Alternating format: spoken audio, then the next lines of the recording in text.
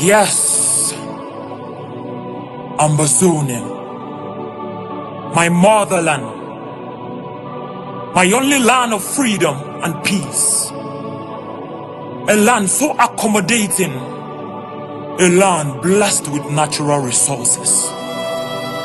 My roots, my nation, till the world hears our cry and intervene, we will speak till our nation becomes a reality.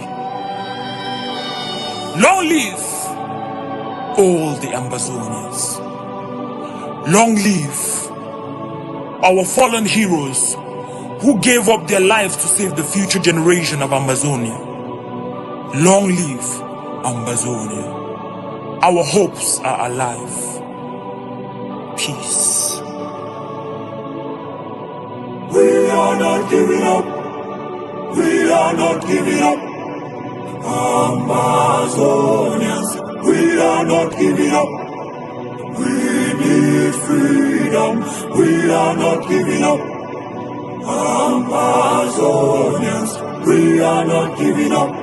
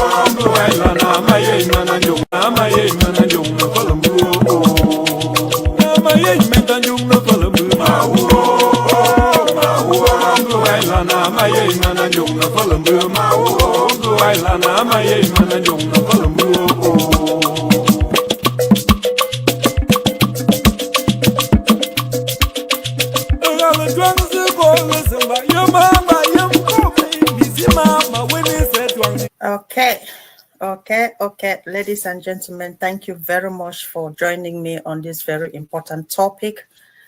And today we are going to discuss a very heartwarming topic and a very important topic in the history of Ambazonia, present Ambazonia, post-Ambazonia, and I welcome you all in the studio. So if you're joining us, this is a very important topic. Kindly share and invite your friends to join us on this topic. So kindly share in your groups, WhatsApp groups, Facebook pages, and invite friends to join us as we will be starting momentarily. So in the next 1 minute, I'm just going to kick off this conversation. And if you're watching us, if you can tell us if the volume is okay on the comment section, that will be appreciated. So if you can at least comment in the comment section, let us know if the volume is okay from my end, that will be appreciated. Please, if you're watching, let me know if my volume is okay.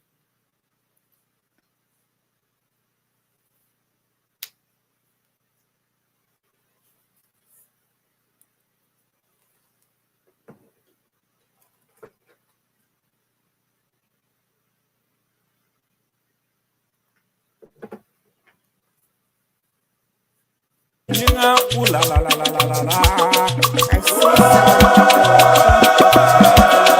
Perfect. Thank you very much for confirming that. And ladies and gentlemen, before I start, like I said, today is a very important topic. We are going to be discussing 63 years of Cameroun educational system in Ambazonia, 63 years of Cameroun intoxication system, and the alternative that Ambazonia has provided. And I'm glad to be here in the studio with the Ambazonia Education Board, the educational department, and all of them will be introducing themselves to you in a while. But before we start, why are we here today? And I will just give you a brief of why we are here again in a nutshell. So today we are talking most importantly on the importance of education versus schooling. We've been with the Cameroon educational system for 63 years. What has it done to us? How important is this educational system that they've given us? How important is knowledge to education, to schooling? So we are going to be having a very detailed conversation on this, and the board will be telling us why they think that the system that has been on for 63 years is no longer working, and why they think there is need for an alternative. But most importantly, why is this one going to work? So, ladies and gentlemen, good morning, good afternoon, and good evening to you. Like I said, and welcome to my esteemed panelists and guests. Today, we'll dive into a topic that strikes in the very heart of freedom and justice.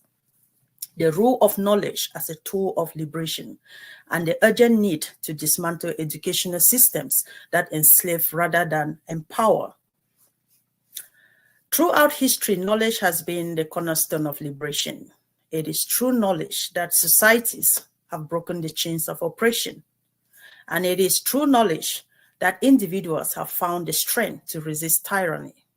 However, not all education is equal, and not all knowledge is liberating.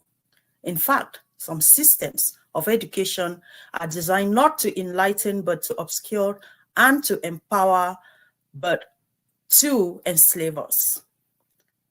This is where the danger of forced education comes in, an education that teaches dependence rather than self-reliance, that promotes rote learning rather than critical thinking, and that perpetuates the very system of oppression it claims to challenge.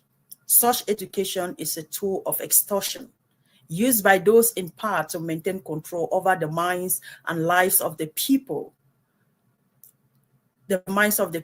So, by feeding us with steady diet of half-truth and outright lies, this system keeps us dependent on critical, and we complain. So consider the situation in many post-colonial states where the educational system was inherited from colonizers. These systems were not designed to produce independent thinkers or innovators. They were designed or designated to produce workers, out in the machinery of the state. In such systems, students are taught to memorize and recite rather than to question and create. They are taught to seek validation from external authorities rather than trust in their own knowledge and abilities. This is not education, it is indiscrimination. In the context of the Ambazonian struggle, this issue is particularly acute. For many decades, the people of Ambazonia have been subjugated to an educational system that does not serve their needs, that does not reflect their value, and that does not prepare them for the challenges of the modern world.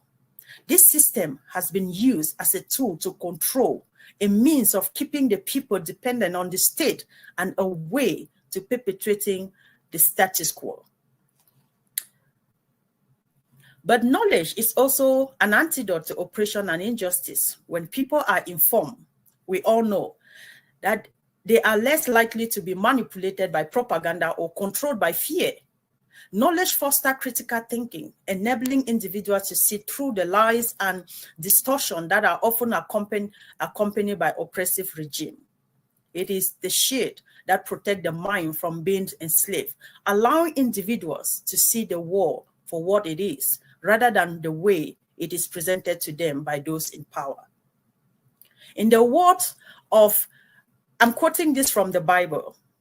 In the Bible, we ought, for those of us who understand the Bible and who read the Bible, who believe in the word of God, in the word of Hosea, in Hosea 4 verse 6, it says, my people perish for lack of knowledge. This is God saying to his people that my people perish for lack of knowledge. That is telling us the importance of knowledge. So if the Bible says my people perish for lack of knowledge, what does this mean?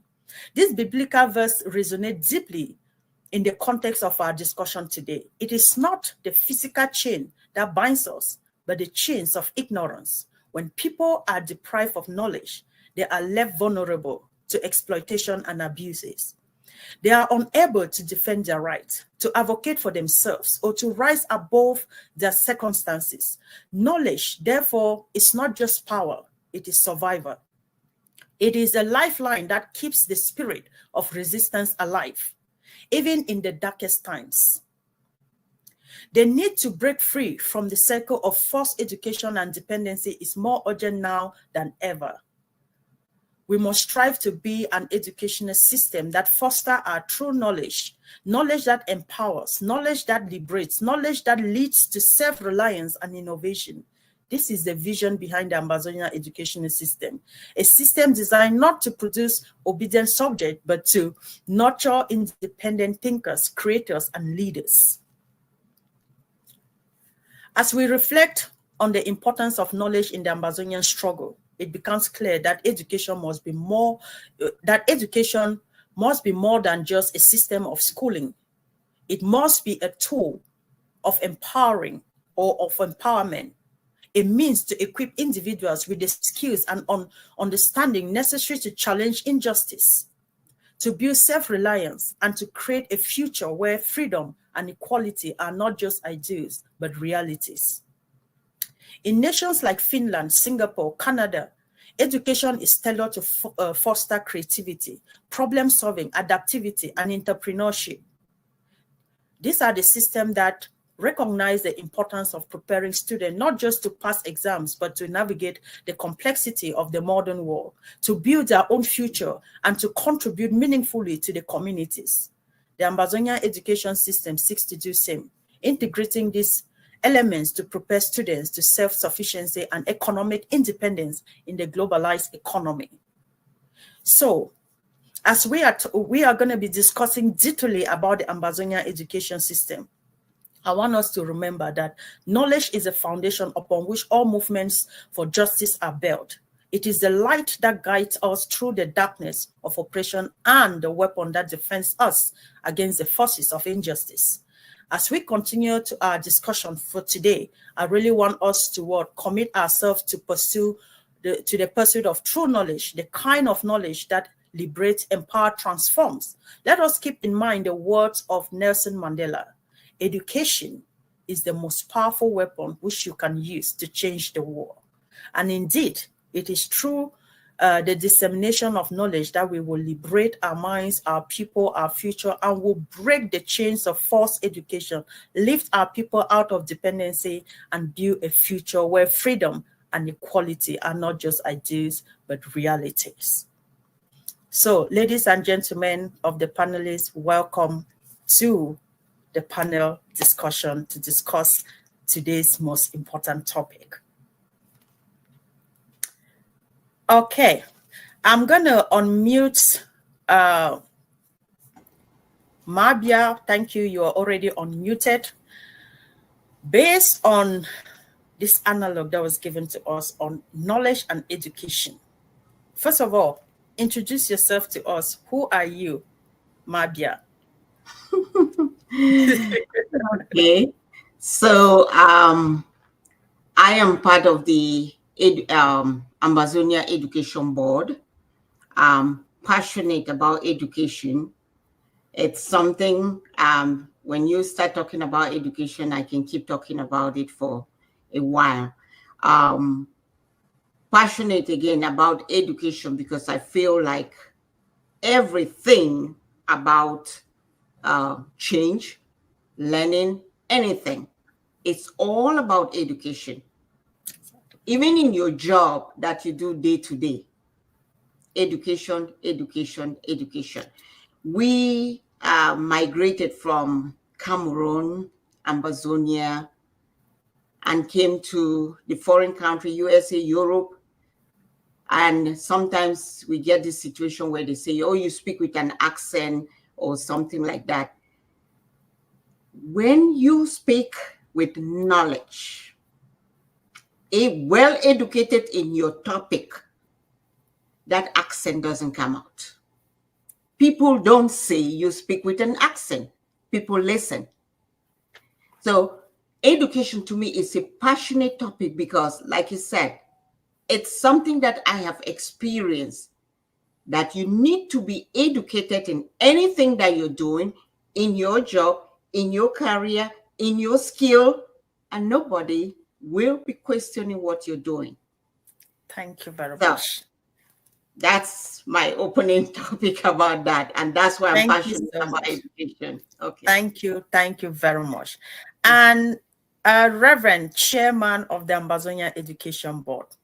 That is already an introduction in itself. Just introducing you as a chairperson of the AMBAZONIA Education Board already tells the people who they'll be expecting to hear from. But aside that, what do you want to tell us about yourself before we dive into this very important conversation, Mr. Chairman? I greet you all, revolutionary greetings from me. I greet you in the wonderful name of our Lord Jesus Christ. The Bible says in Proverbs 4:7, because you talked of Hosea 4:6. The Bible harmonizes us to get wisdom, and wisdom can only be gotten when in your practicality, in doing something. And so I want to thank you, PS, for this wonderful opportunity that you've given the board, the Ambazonian Education Board, to talk to the people, to express to the people, to let the people know what we are doing in the education arena. Like you said, I am the chairperson of the Education Board, and I want to make this before we continue, that the Ambazonian Education Board is not the property of AGOVC. It's an Ambazonian property. It's the property of the Ambazonian people. And so Perfect. we are just managers. We are managers. And so every other institution that we are building during this time of our liberation is that these institutions are Ambazonian institutions. And so we should stop making that mistake of thinking that, because AGOVC is championing the Ambazonia Education Board, is the AGOVC owns the Ambazonian Education Board. The Education Board is the board of the people. And so whatever we are dishing out, we have every Ambazonian, like the president of the AGOVC said, no Ambazonian will be left out. Everybody would go back to school. And so, like you rightly said in your introduction, the colonial education, which was based on indoctrination, for literature, for literacy, for numerical purposes, so that they can just use you and I, to fulfill and to fulfill their purpose for colonizing us. And so we will be unpacking tonight what we have to, what kind of education we are proposing to the Ambazonian people. Thank you so much. Thank you very much, Reverend. You took that out of me because I wanted you to talk to Ambazonians and tell Ambazonians what exactly is the Ambazonian Education Board. What exactly is the Ambazonia Education Board, and what exactly is the Ambazonia Education System? I know you've started saying that this is an Ambazonian education, not an Ambazonian Governing Council Education Board, but an Ambazonia Education Board. So for those that are listening who might think that because you belong to the Ambazonian Governing Council, the aspect of the Ambazonian Education Board is off the Ambazonian Governing Council, I really wanted you to throw more light on that so that people will have understanding that we are talking about Ambazonia as a nation, not about the movement AGOVC. So let people have this very clear before we move forward. So in just 1 more minute, can you just further emphasize on this? You are the chairperson of the board of the Ambazonia Education Board, not the Ambazonian Governing Council Education Department Board. So I just want you to throw more light on that so that people will have the distinction. Thank you, Madam PS, for that wonderful question. Like I rightly said, you know, the Ambazonian Education Board, just as its name, you know, it's not the AGOVC Education Board. It's the Ambazonian People's Education Board, and so we, the initiative came from AGOVC after the boycott of education, which was an expression of the people of Ambazonia to send a message to La République du Cameroun that we are not sad, we are not contented, we are not happy with the system of education that has been dished out to our people. That was called by the consortium, and to the best of my knowledge, that boycott, that school boycott, has not been called back. But the AGOVC, the Ambazonian Governing Council, said schools cannot be postponed. Schools must go now. And schools must go on our own terms. It must go on our own terms. And so we went to work as Ambazonians. The AGOVC identified some interest, people who have interest in education. Mabia is there, I'm there, the education secretary, and many others. They went to work to formulate our own system of education, taking into account other systems in the world. We did not we did not compare our educational system with Cameroun. We went and we started it from scratch. And so it's for the Ambazonian people. We are looking at the Ambazonian education. We're looking at building the blocks that will make Ambazonia great. Okay, perfect. Thank you very much for that. And we'll get into details of all of what you've just mentioned. But before we move on, I will have this for you, Mabia. I know in your opening statement, you said you have passion for education. You love education. And may I ask, where were you educated? And before I'll come through to you. Okay. Your first educations, where did you get your primary education or secondary or maybe even university? Where did you get your initial education from? Yeah, I got my primary education in Cameroun. My parents were in Southwest, Limbe, Bota. That's where I started my primary education. We lived in Moliwe. I got my secondary education, Baptist College in Kumba, went to Kumba, and my nursing education in Bamenda, in the nursing school in Bamenda.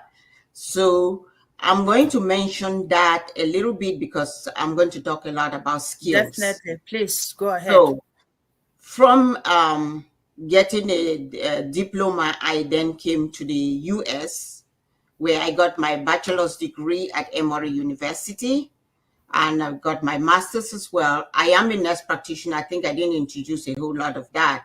I do a lot of education with doctors. I train doctors, I train nurse practitioners.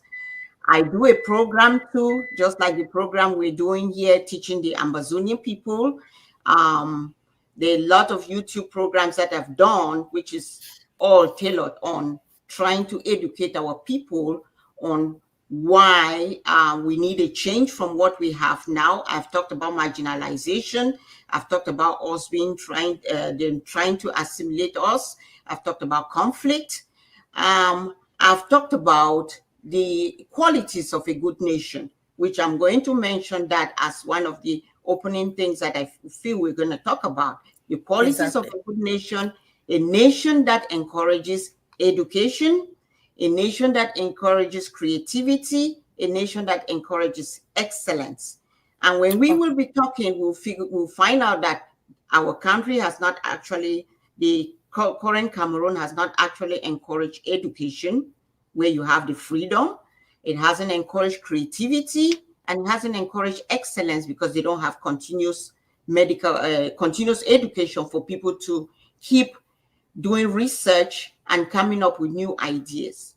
So we will talk about all of that. Yes. Perfect. As a member of the education board, you've mentioned a lot of things about creativity, continuous learning, lifelong learning, and all of these things put together. You started your education back in Cameroon, and today we are questioning 63 years of its educational system that has lasted that long.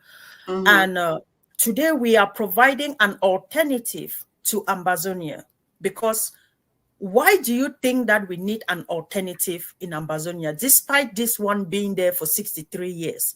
And you've passed through that same educational system. Why do you think we need an alternative? Okay, I will start with the system of education in current Cameroon is memorization. You did talk a little bit about that fact. Memorization.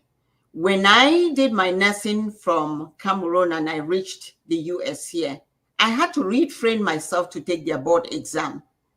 It will not work by me just memorizing things that you just memorize and you go and you pass an exam. That is a system that I was training, and that really needs to change. We want to get a new system where students are encouraged to be creative, think outside the box, come up with ideas, not just memorize what somebody else told you, some colonial history, the history of the Queen, which has nothing very much to do with you, but something that has to do with you, with your own country, your own heroes, your own, how did your country come about? We're not going to just memorize all of the things. We want creativity. We're going to want to have an educational system where we are teaching these children to have skills. One of the things that has constantly been mistaken, even till today, even those back at home, those in the diaspora, is we keep thinking education is just about going to school and getting some degree and coming out with a degree. What do we see? All our brothers, our cousins, our nephews here at home, they have degrees. They're still sitting at home in the current Cameroon. But these people, if they are taught to have some form of skills, can be able to build a system or an economy that can even encourage other people to create some jobs, that can create other jobs for other people. The current system of Cameroon doesn't encourage that. There's nothing like skill. Everybody's going to school, hoping to get a O level, hoping to get an A level, and hoping to come out and work in the government.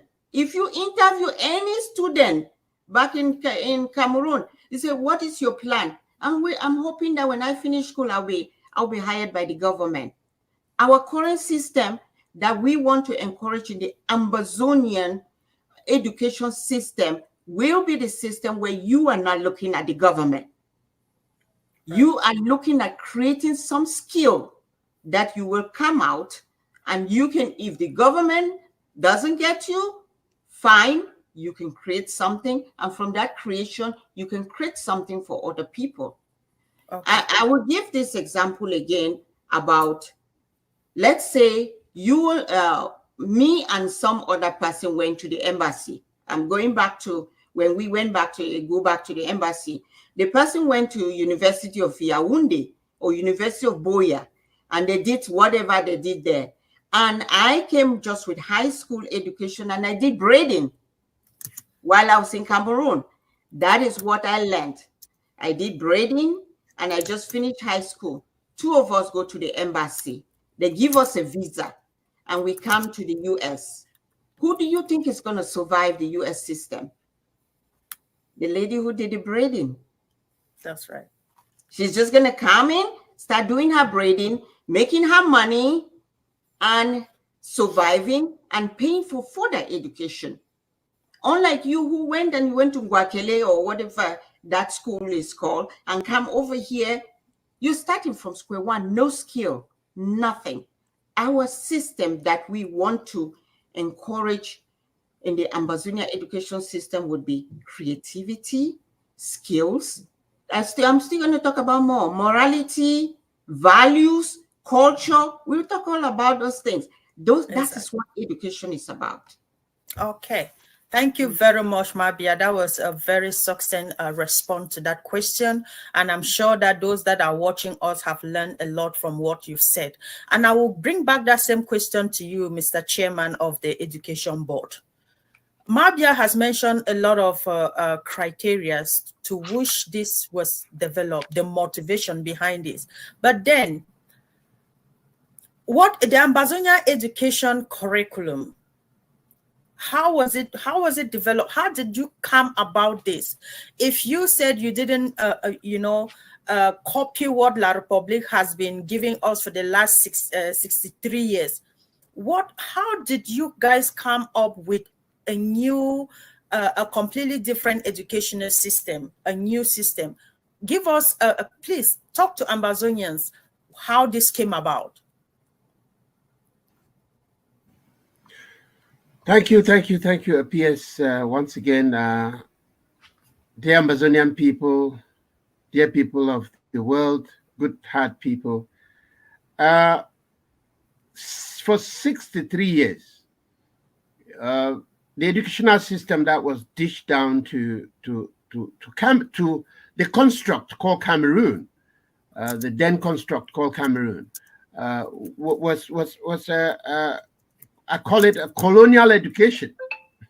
It was colonial education that was meant for them to like Ansons just rightly said, it was geared towards employment. You get that education.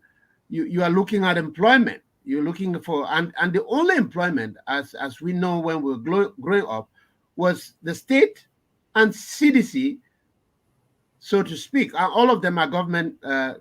One is parastesta and the government institution. And so a good number of people who came out of school, imagine how many people that the universities and high schools graduate every year. And so the government cannot employ all of those people. CDC cannot employ all of those people. And so the unemployment rate is getting higher and higher. And people go study. Women sell their crafts, sell their plums, sell stuff, send children to school with the hope that they will come back. But when they finish school, they come back and they are looking at their mothers. So we looked at all that. We have gone through all of that. And so when we started this struggle, we said we don't want to continue in this La République educational system, which is a colonial educational system. We looked at different educational systems in the world. How the educational systems in the world are operated. We looked at Japan. We looked at Swedish. We looked at the American. We looked at the German system of education. We discovered, and we looked at South Africa and other nations. We looked at it and we saw that they are geared towards vocation and skill that helps in nation building. And so we pick from Sweden, we pick from Germany, we pick from different countries, and we sat down to build the curriculum that we have. in mind that we want to build skills and vocation. That while you from kindergartens, you start learning a skill.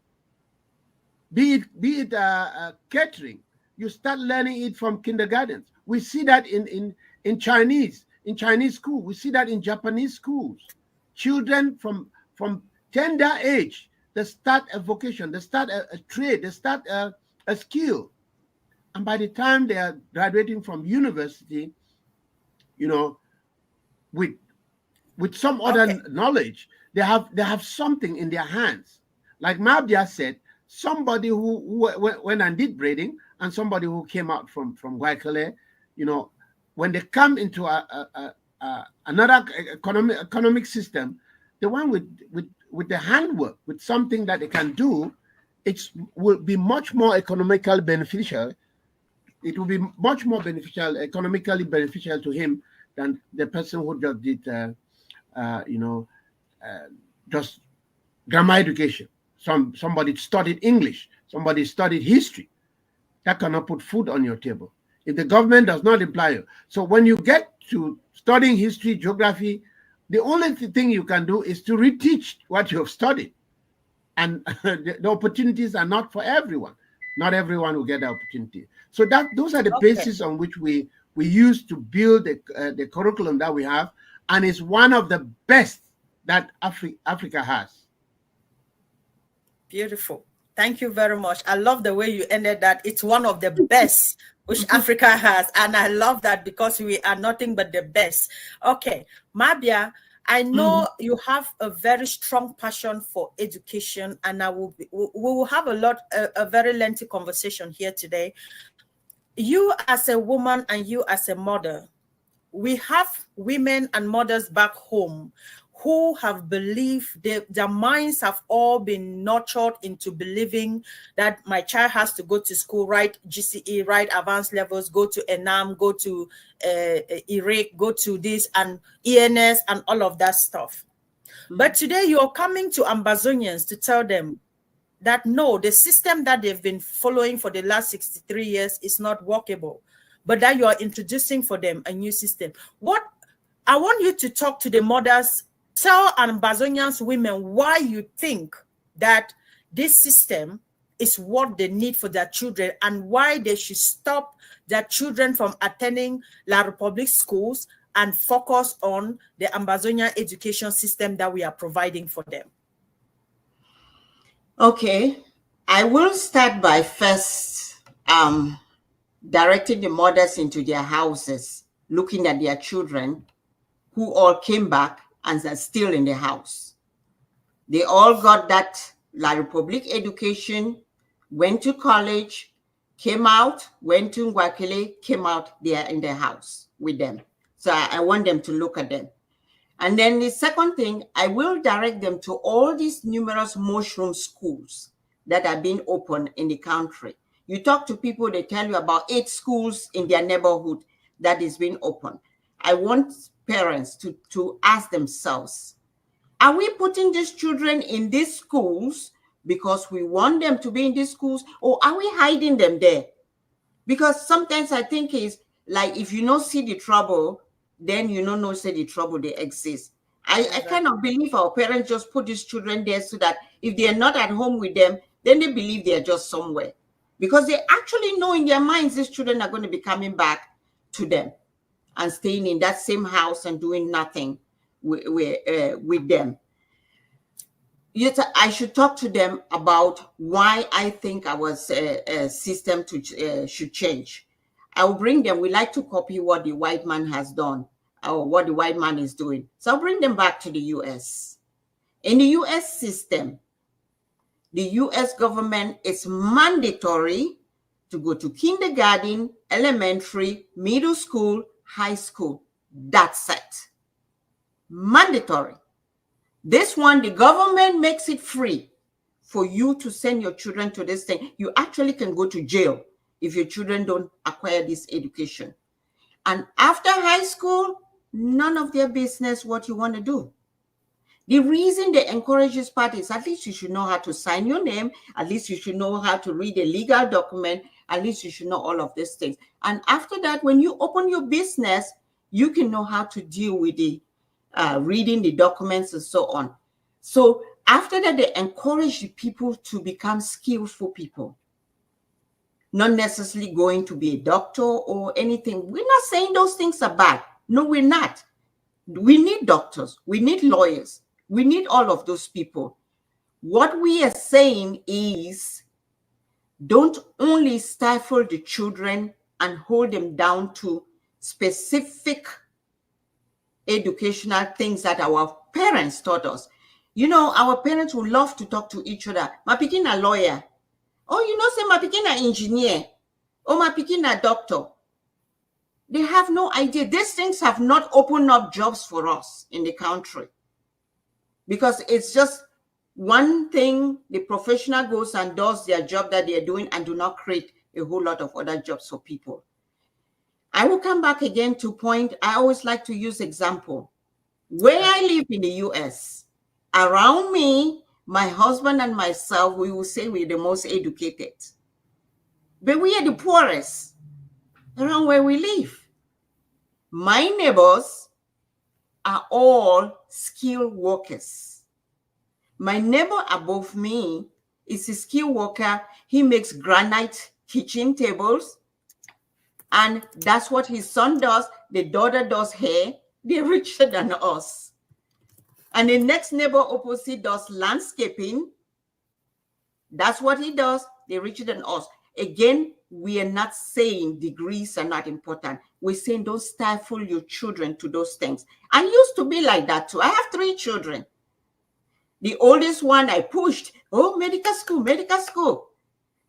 The youngest one I pushed. The middle one says, I want to be independent. How long? It took us a little while. I had to open my mind to and educate myself to the idea that what he wants to do as a working not a blue collar person is also a good thing.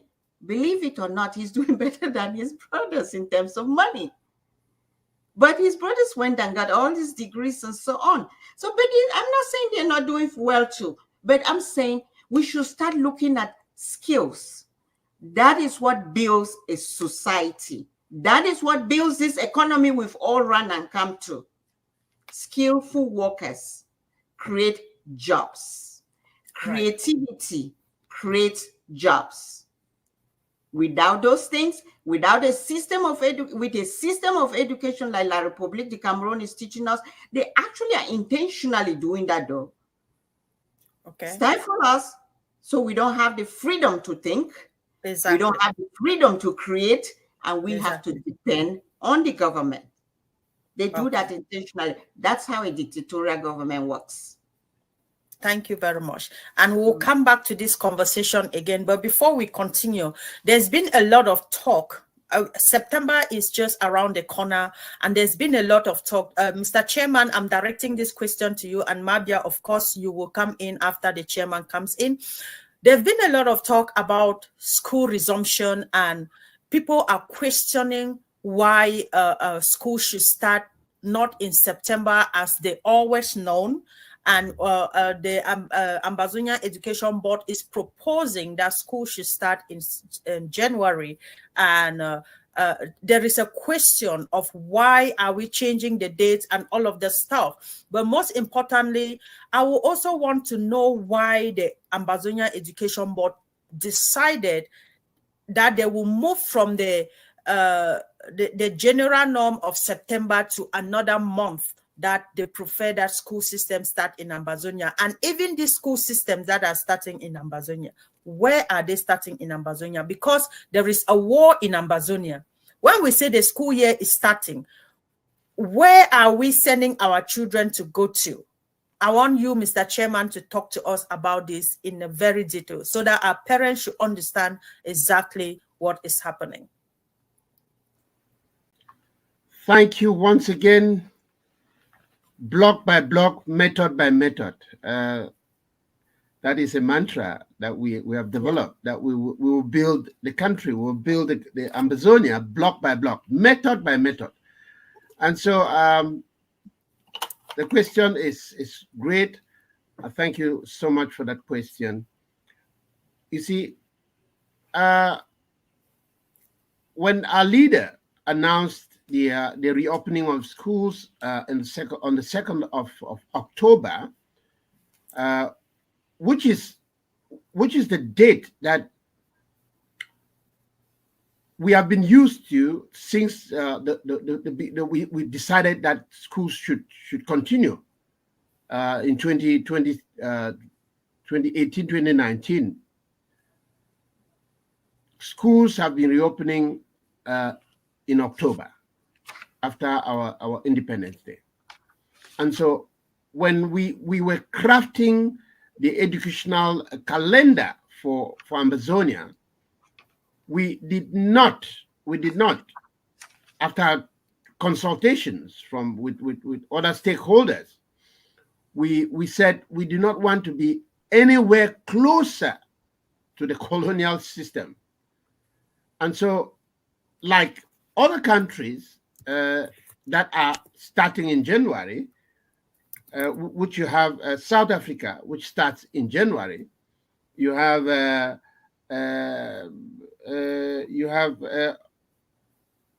Brazil, which starts in February, you have Australia, which starts in January, you have New Zealand, which starts in January.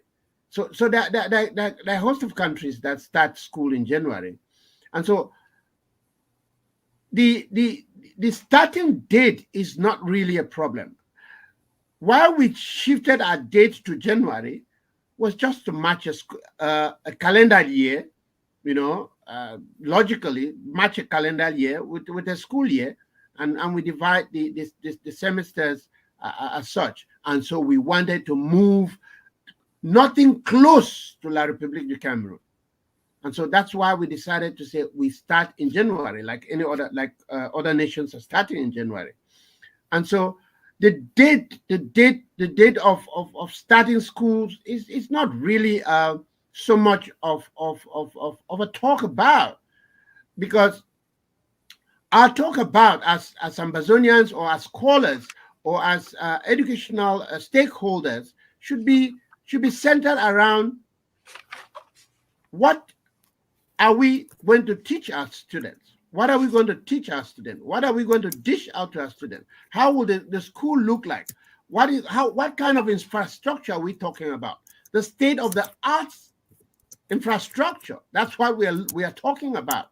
What kind of state of the art institution? And so we do not want to compare our system to the system of La République, because if you count from 1 to 100 or 1 to 50, the universities in Cameroon, they do not figure. I'm talking to you, Ambazonians.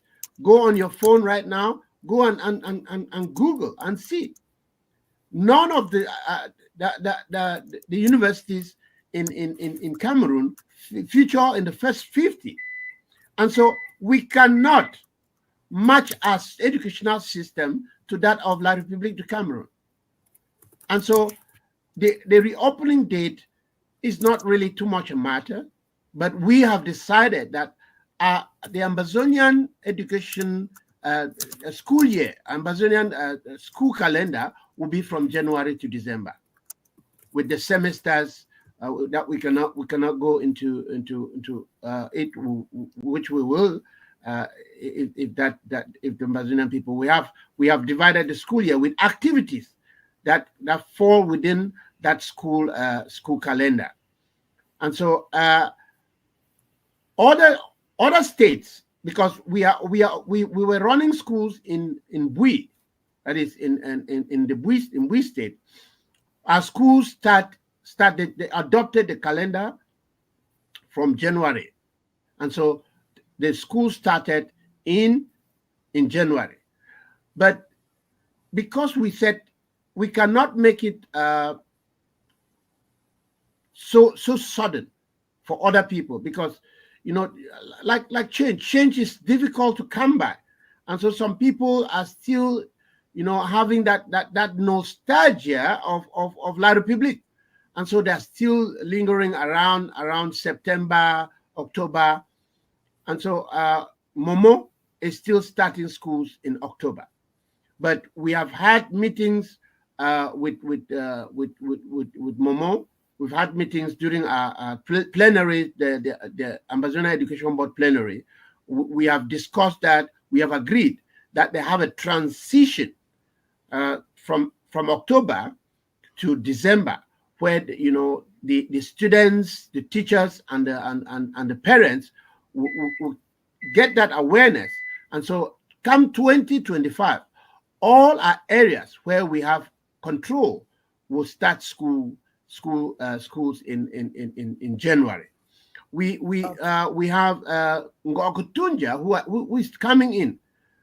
They were not there. They're coming in. We have a coordinator there.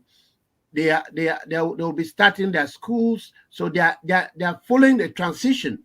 They will be in that transition, that period of transition from October to December. And so to get teachers and students used to the school year that starts in January. We have Donga, which is coming up. They are still in that transition. And so we have said in areas where we have control, we have control over, our schools are following the calendar of January. And so the rest of the country, where we do not have control yet, we advise that they start school in October, after our 1st of October celebration. Why? Because we will not be able to guarantee them security when they start school in other dates than the dates that we have given out as the start school date, so that the enemy will not profit and come and disturb, like what happened in Kumba, to kill students and blame it on our valiant patriotic volunteers. So the school year for AMBAZONIA, as decided by the AMBAZONIA Education Board, starts in January with its activities to December. Thank you so much. Thank you very much, Mr. Chairman. And I see that the Education Secretary has finally joined us. And I will be bringing this question to him because I know he sent out a very compelling audio the other day about the reopening of schools in AMBAZONIA and also the areas that we have static control over. And I want you, Mr. Education Secretary, if you can hear me. AMBAZONIans are questioning that this education that the AMBAZONIA Education Board is providing for our children, how useful and visible is this? How can this be recognized at the level of the international community? And also, where exactly, like the chairman said, it's been since 2018. So where exactly have you been implementing the school curriculum that the AMBAZONIA Education Board has developed over the past years? And how effective has this been? And also, what are you, parents are worried that their children's future is not secure in terms of we providing them this education without them having any certification, which is what has been put in our minds for the last 63 years, certification. But what is the AMBAZONIA Education Board doing about this? And what message do you have for them if you heard everything I asked? Okay, yes, thanks a lot for giving me the opportunity to talk on this platform. I appreciate the work. Be audible enough on your phone. If you're using your phone, please speak close to your speaker so that people can hear you well. Yeah, we absolutely sorry. The lines are really bad, but I hope you can hear clearly. Can you hear me now? Yeah, we can hear you, sir. Go ahead. Just be more audible. Okay. That's all. Yes, thanks a lot. So sorry for that hitch, and We appreciate a lot of gratitude. We are so appreciative. We thank you so much for taking up the opportunity to present on this very critical topic to our people. We appreciate the work the Education Board Chair has been able to do thus far. We appreciate the board member, honorary person here seated, Mabia. She is indefatigable. They are passionate about the change we want. And let us be very sincere about some of these things that we are talking about. And let the population know that Can you increase your volume, Mr. Secretary? Yes, let the population know that goodness is really, really difficult to come by in a very crooked environment. To come by good is not easy when you are dealing with people whose minds have been really, really destroyed. When the level of the pursuit of righteousness is below the mark, where they pass for your leaders, but they are actually misleading you. When people are pretending to be educating you while they are actually creating a problem that needs a really big solution. We have to be very categorical on these matters. Ambazonians, Cameroonians, I wish to use this platform to address you and appeal to you once more to stand up and do the right. Nobody will make your countries, Cameroon and Ambazonia, what it is supposed to be, except you do it yourself. If you think that the country is that which you can be proud of, then stop running away from it. If you think this educational system we are talking about is such a wonderful thing that you have at your hands, then do not complain. We have diagnosed a very chronic disease that is affecting all of us, and we have provided a solution that is helpful not only to us in Ambazonia, but to Cameroonians who are suffering and dying in silence. And then you stand to question the system. You stand to question a medical doctor who has prescribed a solution, a medication that will cure you of a cancer, a terminal disease that is ruining you, ruining your families, and ruining your societies. Let us be serious for once. Now we come to the question.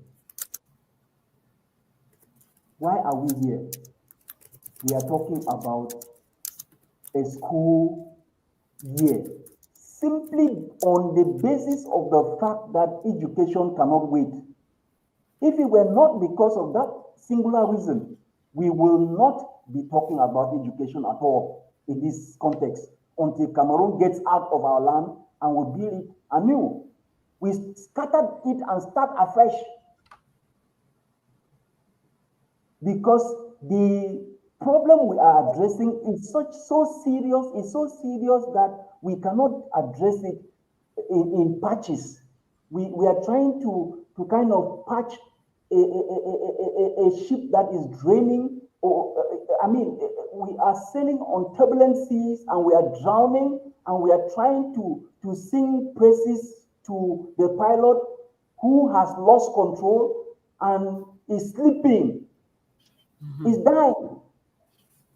That is what we're doing.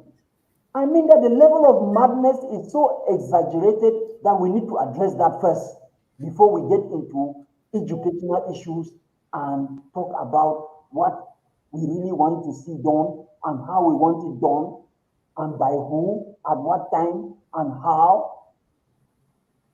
All these things have to be put into perspective.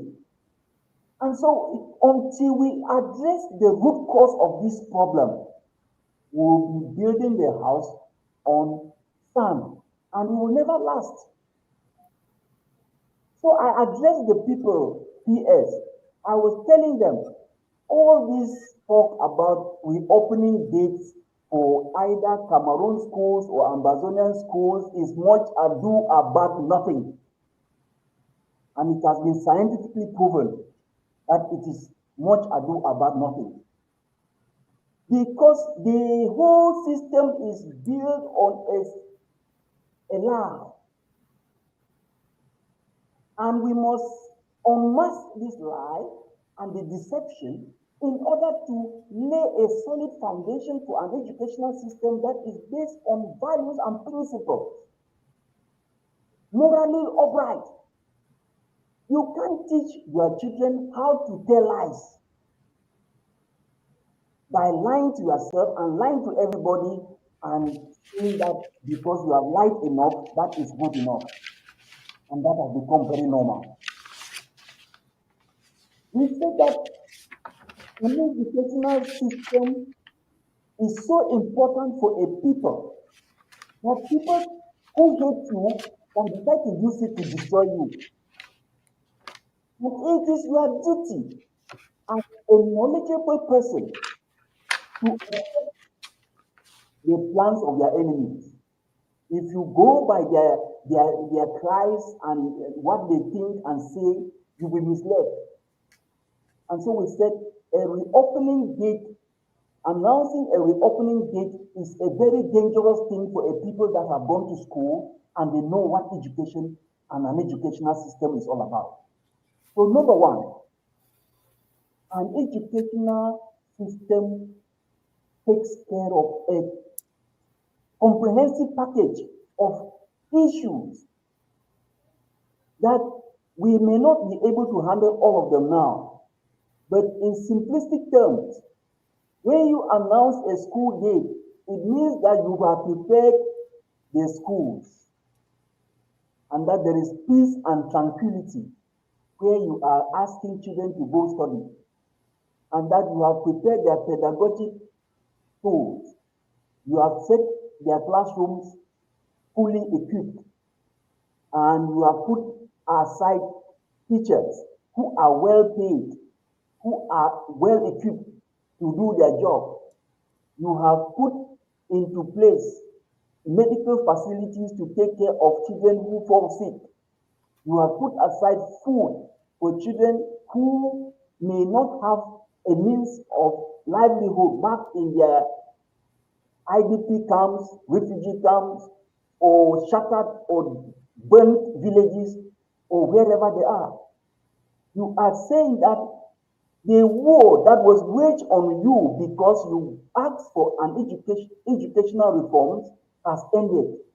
You are saying that the people who asked for these educational reforms and just by virtue of asking for educational reforms are now in prison have been released. And that they have respected the international court or the commission, the Geneva Human Rights Commission. The UN Human Rights Commission has ruled in a full bench that these people who simply ask for an educational system and when you refuse to do so, they said, okay, if you want to do so, we had our own educational system in the state of Southern Cameroon. And so we are going back to our country and we do our things the way we want to do it. Then you take them and put them in jail for life. After putting them for 1 year incommunicado,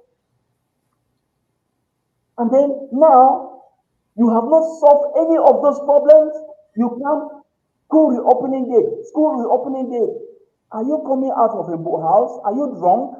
Is there something wrong with you? We must ask these questions. If we don't ask these questions, we will be building on sand. And I don't want to participate in any scam. I don't want to scam my people. When my father was sending me to go and learn ABC in my school, in the village, he told me that those who have been serving in their cooperative were thieves. They were embezzling their money in the cooperative since they didn't know how to record measurements. I mean, their kilograms of coffee. They did not know how I mean, they were just taking advantage of their illiteracy. So he wanted me to go to school and study and come back and help the people so that those cheats, those fraudsters, those corrupt cooperative leaders will be unmasked. I have gone to school and come back and discovered that it was not only the cooperative society that was involved in a scheme to deprive the population of their resources and their wealth. The whole country is made up of thieves, very corrupt people. Leaders who talk one thing in the morning and do a different thing in the afternoon. There are scandals everywhere about thievery, not by banana thieves in the village, but by state officials scarting away money that should be put aside for the educational system, to get educational equipment, to get teachers well paid, to get sophisticated educational gadgets to put in the classrooms, to have the internet functioning well. They don't want to do this.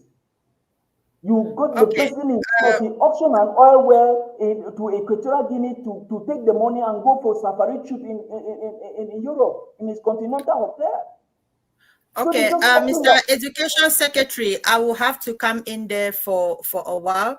And please, we will get back to that conversation, that this particular area that you're trying to bring up now, which is a very crucial area in terms of this educational curriculum that we've developed. But I would like you to bring, Can I interject on something, Cecilia? Yes, go ahead. Sorry for interrupting. No, you go ahead. I feel like there's something we really haven't talked about. I want to address the issue of the different groups and the leader of AGOC trying to come to a date and the argument that went into that. That is, just hold on. I thought they were mentioning that. Yeah, hold on tight to that, because I would like us to bring that as well. But before we go into that, because that is where I was asking that question to the Education Secretary to then come to. People have been asking on the issue of schooling in Ambazonia, that we are providing an alternative. Where are these children going to school? I know the chairman touched a little on that, but they are even arguing that there are no schools ongoing in Ambazonia. There are no schools ongoing in Ambazonia. And again, how are the certificates recognized, considering that Ambazonia, they say, is not yet a recognized state amongst the states of nations across the world? How is it? Do we have education ongoing in Ambazonia? Do we have schools ongoing in Ambazonia? And how long have we had these schools? And in what areas, in what spheres of influence do we have these schools ongoing? And after that, then I will come on that issue of school reopening date, that debate that you had with the other members of movements of the Ambazonia movement. Mr. Chairman, Mr. Education Secretary. Thank you, PS. Thank you, PS, for bringing us back. I was really, really mad about I know. I know if I don't pull you back, you will not stop. You're putting the cart before the horse. That is my problem. The house is on fire. Instead of Ambazonians and Cameroonians to sit down and fix it, they are dancing around, blah, blah, blah, blah, and making crazy noises. Now, there is a very big divide between the old colonial education system and what we are building for Ambazonia. The divide is based on the delineation that the chairman had put out there. Our emphasis is on a skill-based educational system. Their own system is on a certificate-based educational system. We have to make this distinction very clear. We have said and we maintain that it will be better for a child in an Ambazonian school to learn how to make an electric car that will serve his community, or produce electricity that will serve his community, come out with a cure for ailments in his community, and graduate from school with talent backing that, than to get down there and have all these first school living, common entrance, O-level, GCE, A-level, GCE, degree in history, anthropology, or whatever you call it, and then you have a master's degree, you find out that you cannot do anything, you get a PhD, you find out that you cannot do anything with a PhD, and at the end of the day, you end up being frustrated. And then you come back to zero. You now have to come back and start learning how to drive a bike, or learning how to teach in a primary school. We have said no. We are not going to function like that. That system has failed us. We will have an interest in certification, no doubt, but we will teach our children to become problem solvers, to become creative in ways that help create those things that we need. I take, for instance, PS, just from your head to your toe, my dear, what is made in Ambazonia or Cameroun on you? Look around your house or your office or whatever. What is made in Ambazonia? So some people's children are taught in their schools to make things that come and drain our money and drain our resources. Our own children are trained, are occupied in school to do nothing. When you look at just that one example, that they make nothing, so they end up with nothing. So to come to the crux of the matter, we are not deceiving our children. Let it be very clear to so many parents.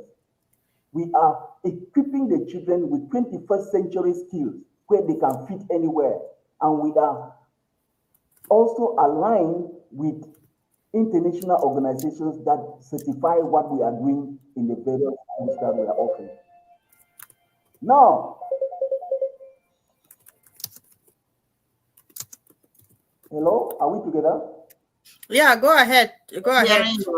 So we have not, even at the level of the primary school, we have not reached a level where we would be considered as a board to issue certification to people.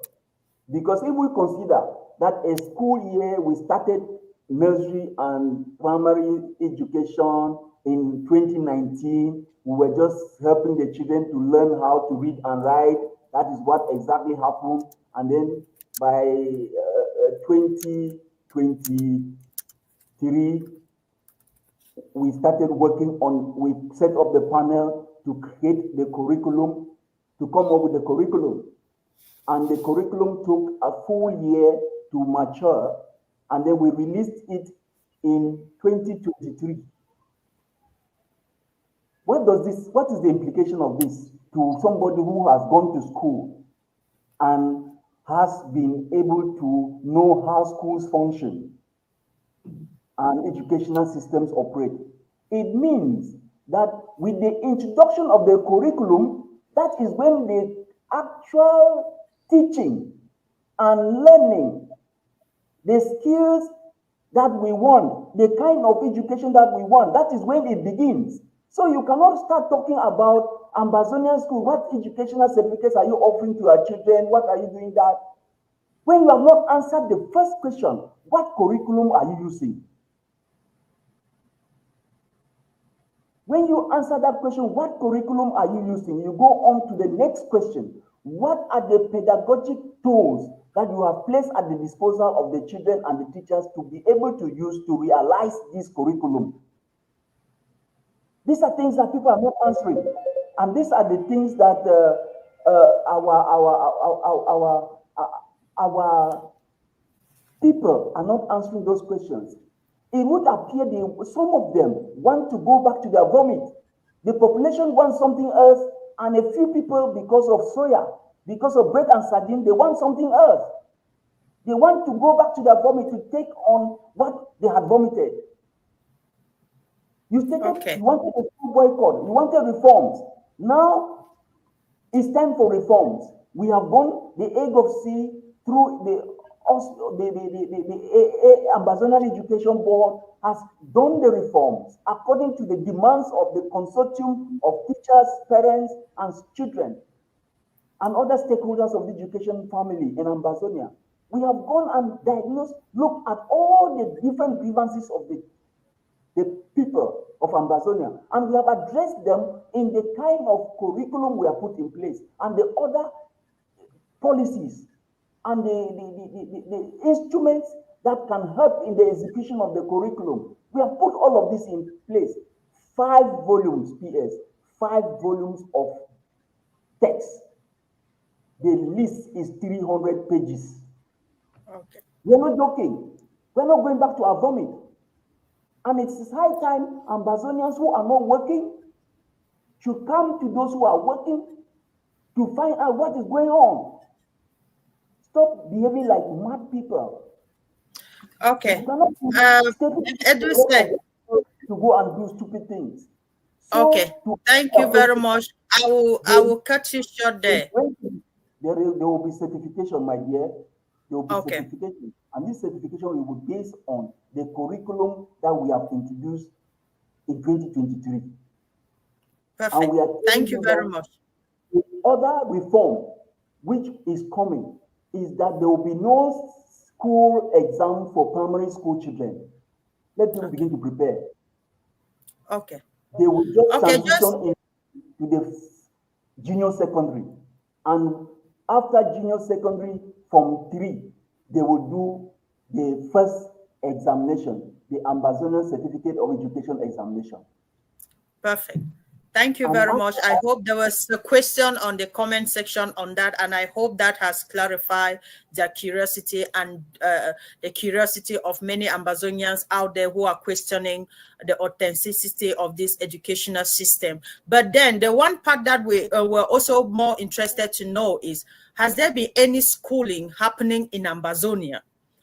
Has there been, do we have schools ongoing, and how long has this been going on, so that our people, and again, it is stated in the children's charter, in the children's right charter, that anything, it has to be done in the best interest of the children or the best interest of the child.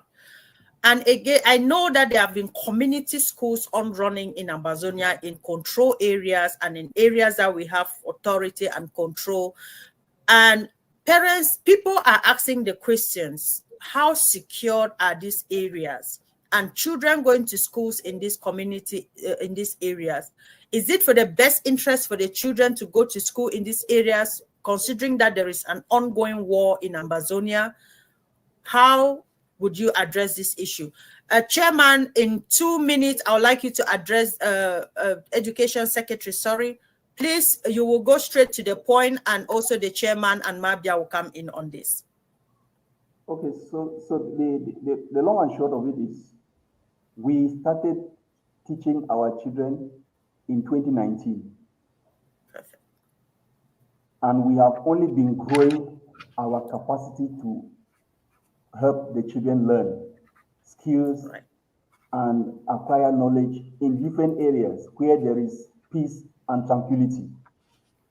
We have even put in place an online learning platform where a child at any level or anywhere in the world, hiding in any hole with a smart gadget, can be able to study without problems.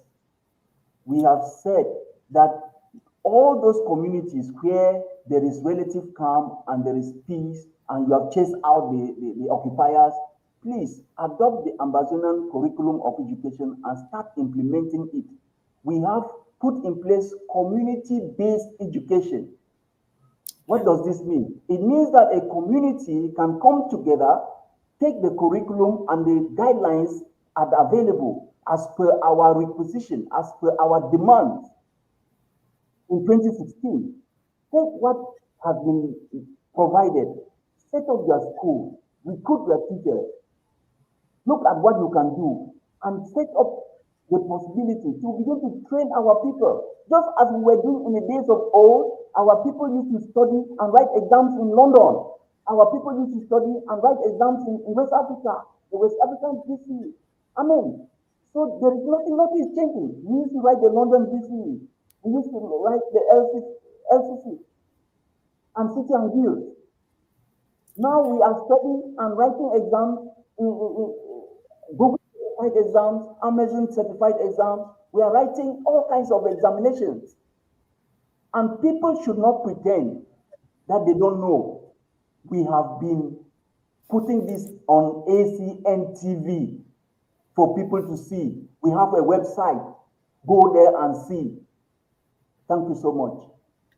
Thank you very much, Mr. Education Secretary, which is very important what you've said, that there is a website that has been put in place that is populated on a daily, weekly basis to update people on what is happening when it comes to our community school, when it comes to the AMBAZONIA Education Board. And also you mentioned that there is an online training that the Education Board has entered in partnership with to help educate our children during this time of crisis, those that are in the bush or wherever they are. But I would like us to talk more on that particular program because this is very important. And Chairman of Education Board, I would like to come to you.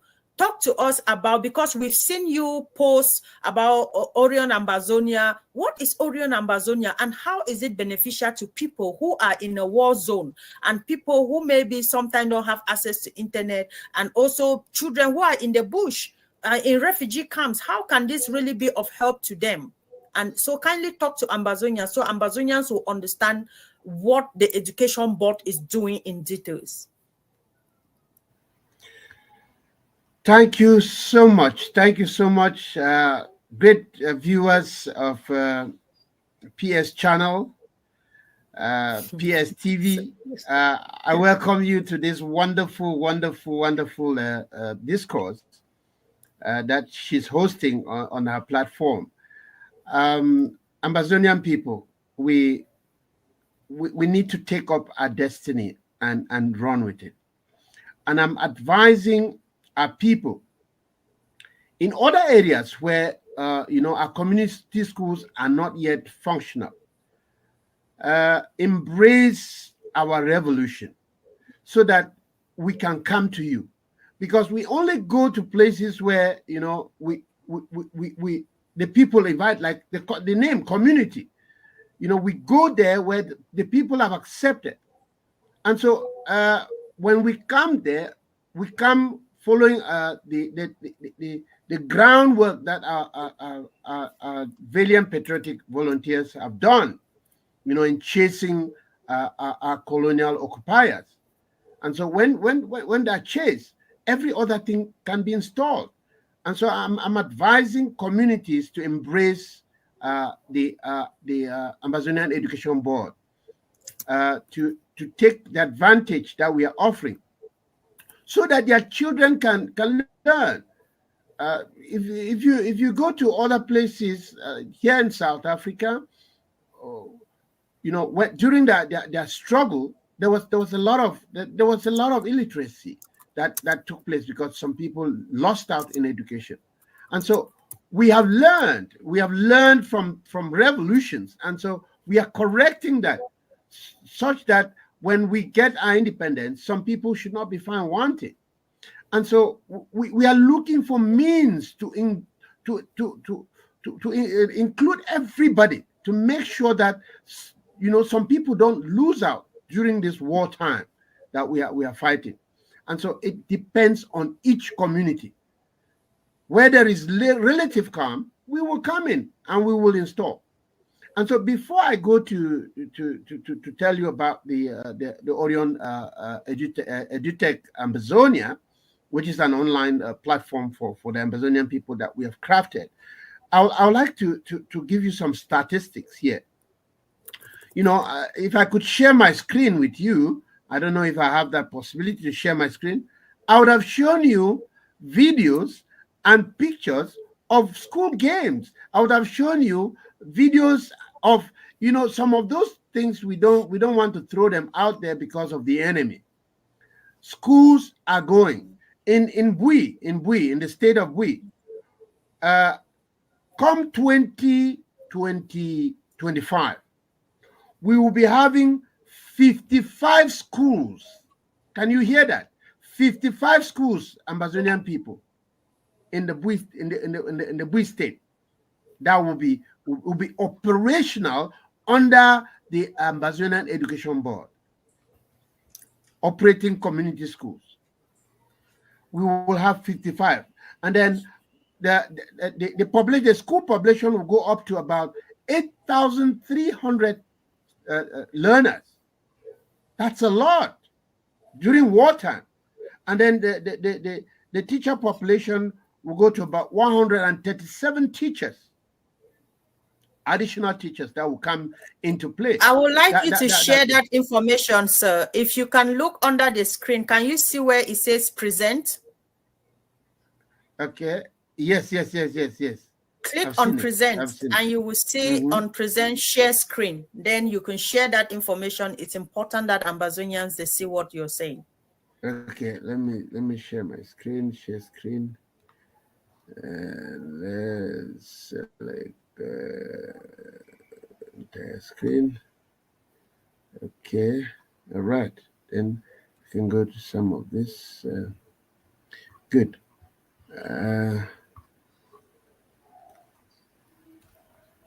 It will just be in flash because can you see that? Not yet. Can you see it? Not yet. No, not yet. Anything. Not yet. Not yet. Okay. Yeah. Let me. And that is okay. You can always send that to me as well, and I can share from here, and you explain to the people. So it's okay. You keep keep the audience on what you will share. Okay.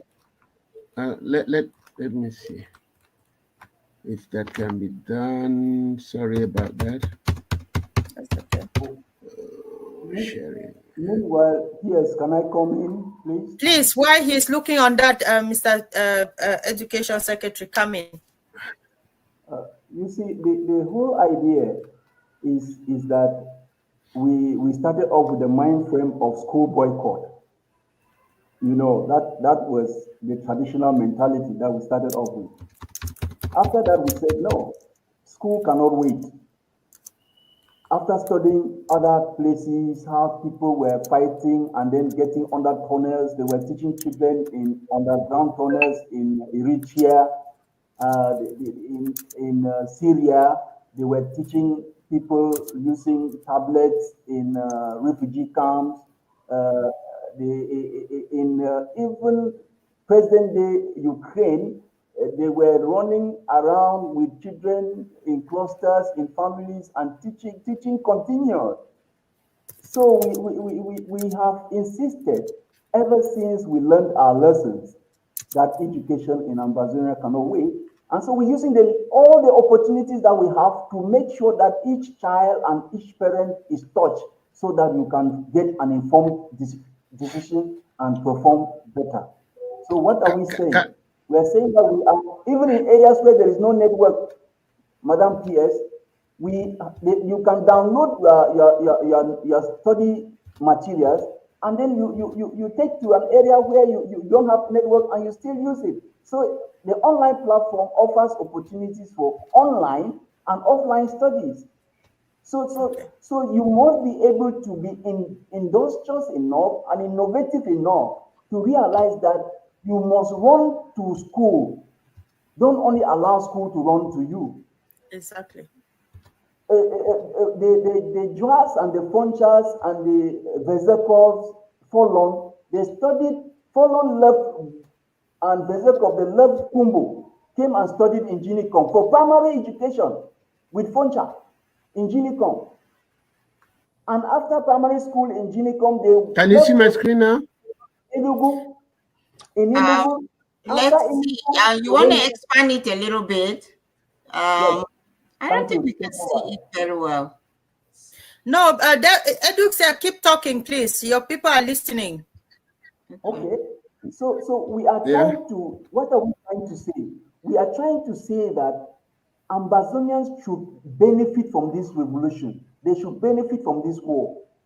The war should teach you to be inventive, to be creative. You can't come out of a war like this and become very lazy and very unindustrious. You must be ready to be a go-getter. And so we are encouraging the parents and the students all over Ambazonia and even abroad, those of you who have escaped to any corner of the world, anchor in a school setting or get online and work with us to learn. So those of you at home, get the community together and apply the school programs that we have put in place.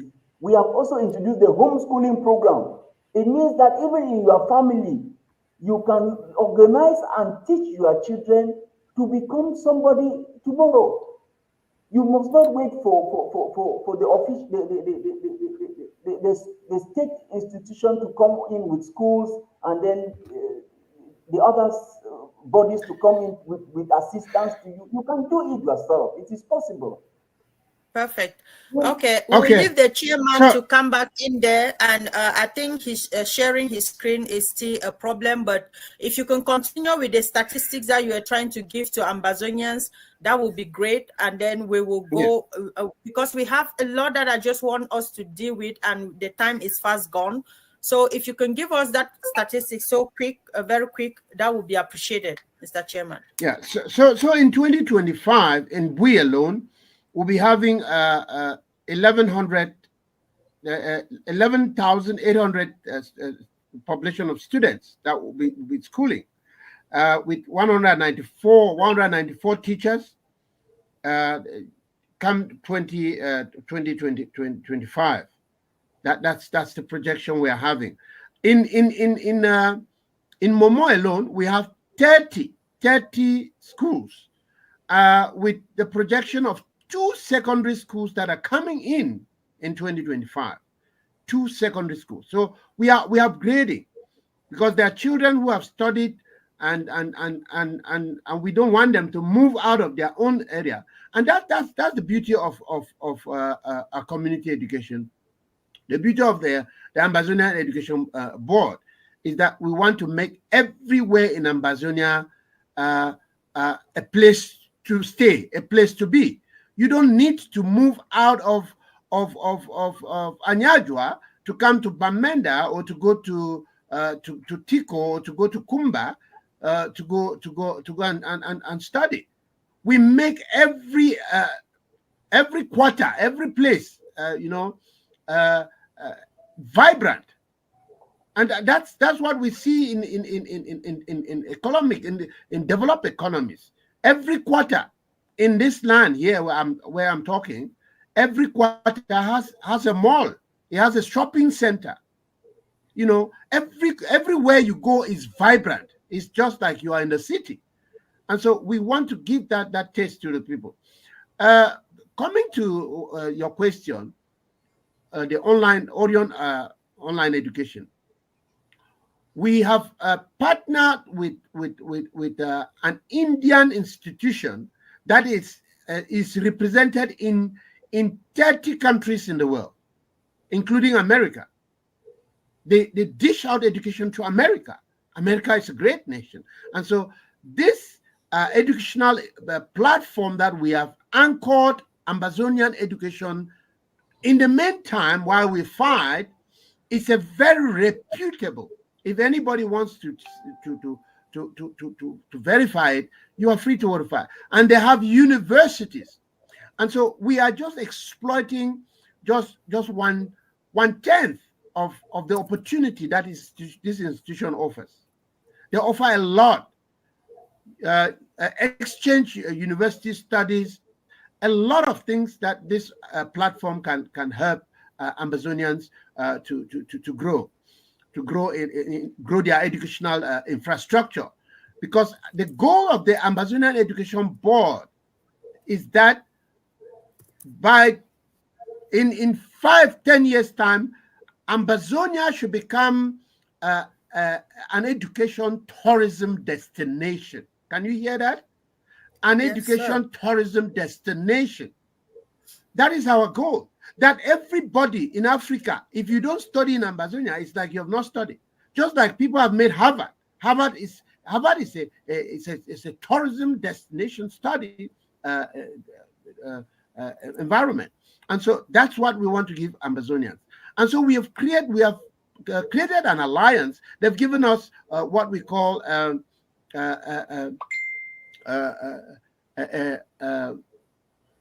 subsidy. They've given us a franchise. We are a franchise to that educational institution, and so it solves a problem for now.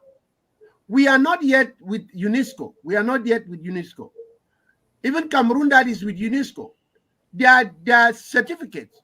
When you go out of Cameroun with that certificate, even though it's recognized by UNESCO, they still evaluate it.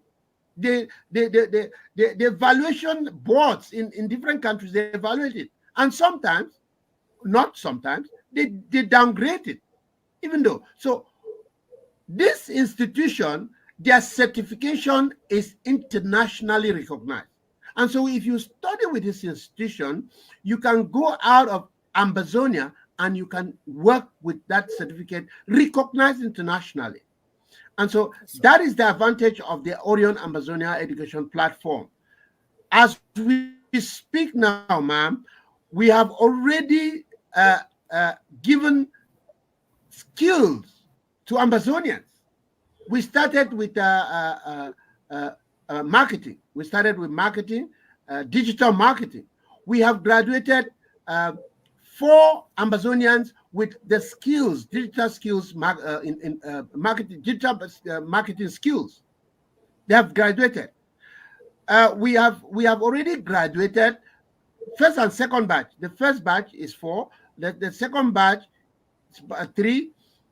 We have already the online education has produced poultry farmers experts, poultry farmers and feed production experts.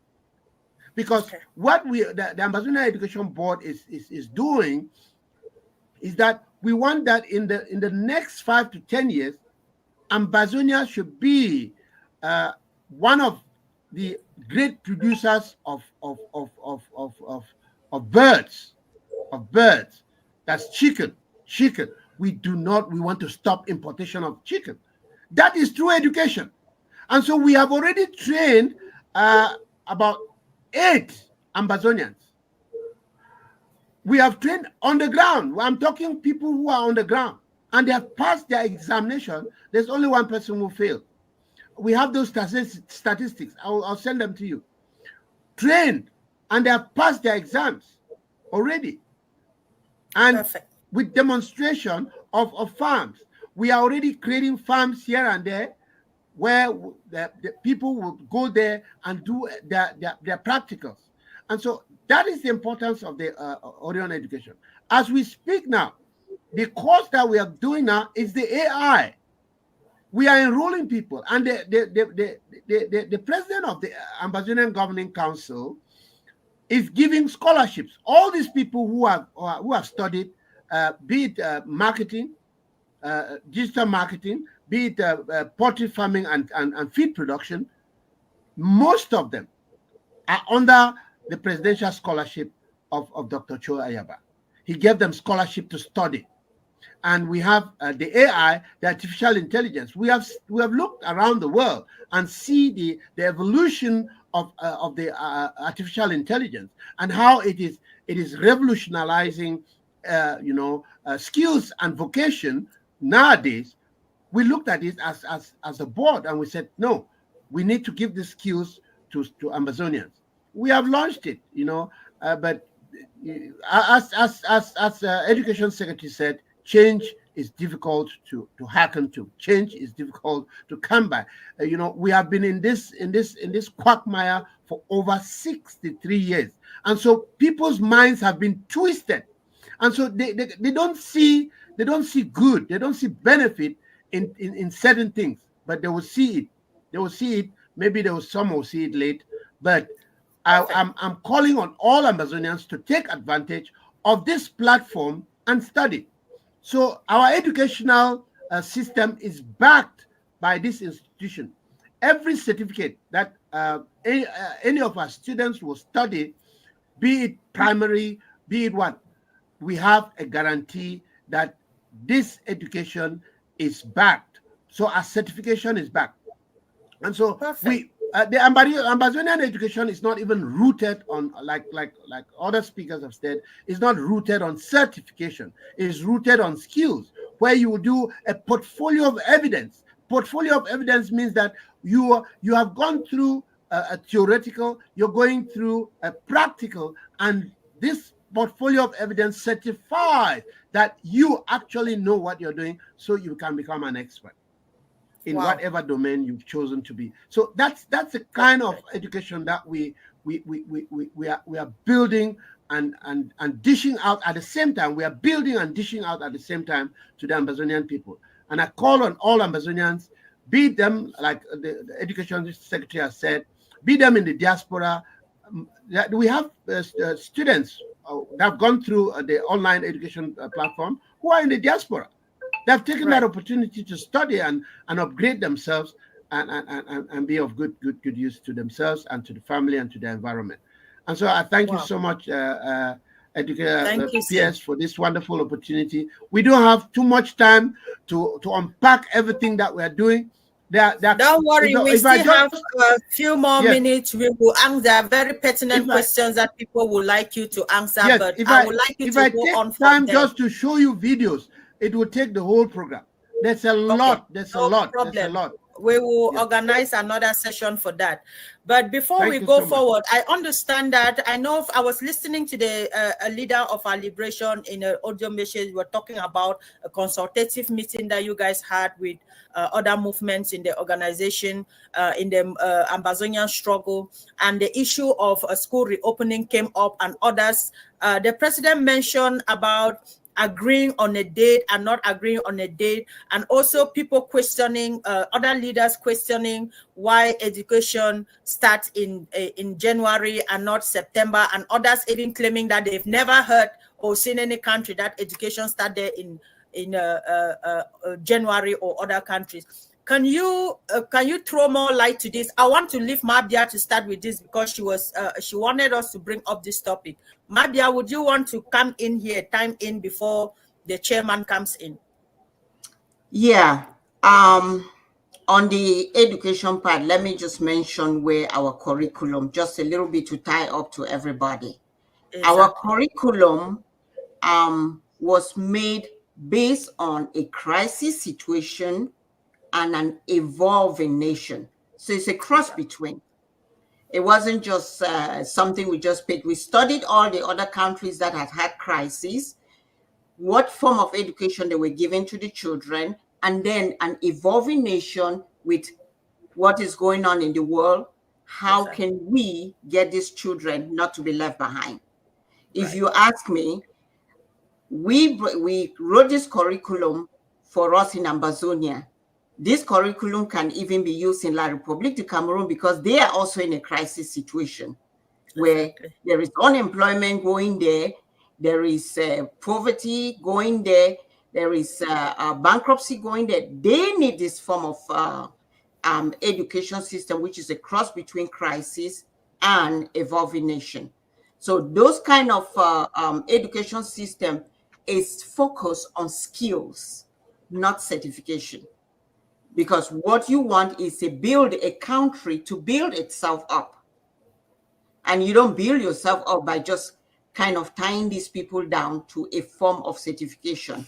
I want to direct people to read something, this book, Skills Rather Than Just Degree, is written by Professor Isa Ali Patomi.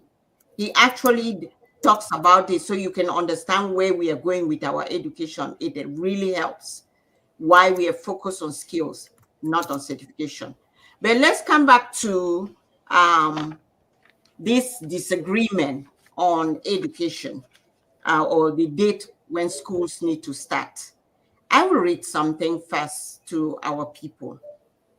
The future belongs to those who are willing to continuously learn, unlearn, and relearn.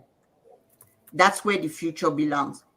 Our people, for some reason, have refused to unlearn and relearn. The system of education that La République du Cameroun taught us is a system of education where we don't have problem-solving skills. When I say problem-solving skills, we were not taught to work in groups. We were not taught to have group projects where we sit, we talk, we come up with a solution, and we put that solution up. It is still the problem that is causing us a lot of our problems today with leaders, the leaders who cannot just sit and learn from another person and unlearn the bad habits probably that they have and come up with a solution. Before any other leader of another group was questioning the date of when community schools should start, the question from their mind that I should ask them, do they have any schools? Before you want to come up with a date when school is supposed to start, do you have any school? Do you have any curriculum?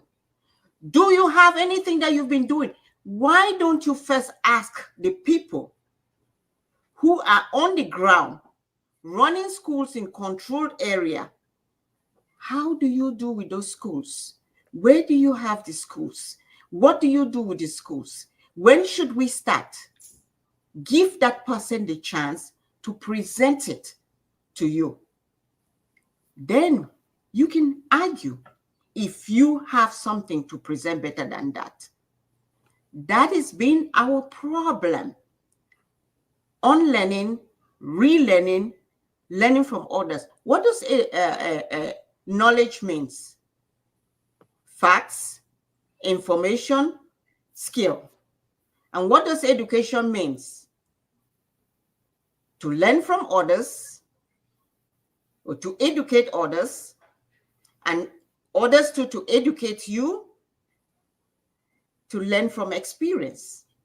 That's what education means, and that's what knowledge means. We should start practicing these things, and then we can be able to come up with better decisions on what we need to do.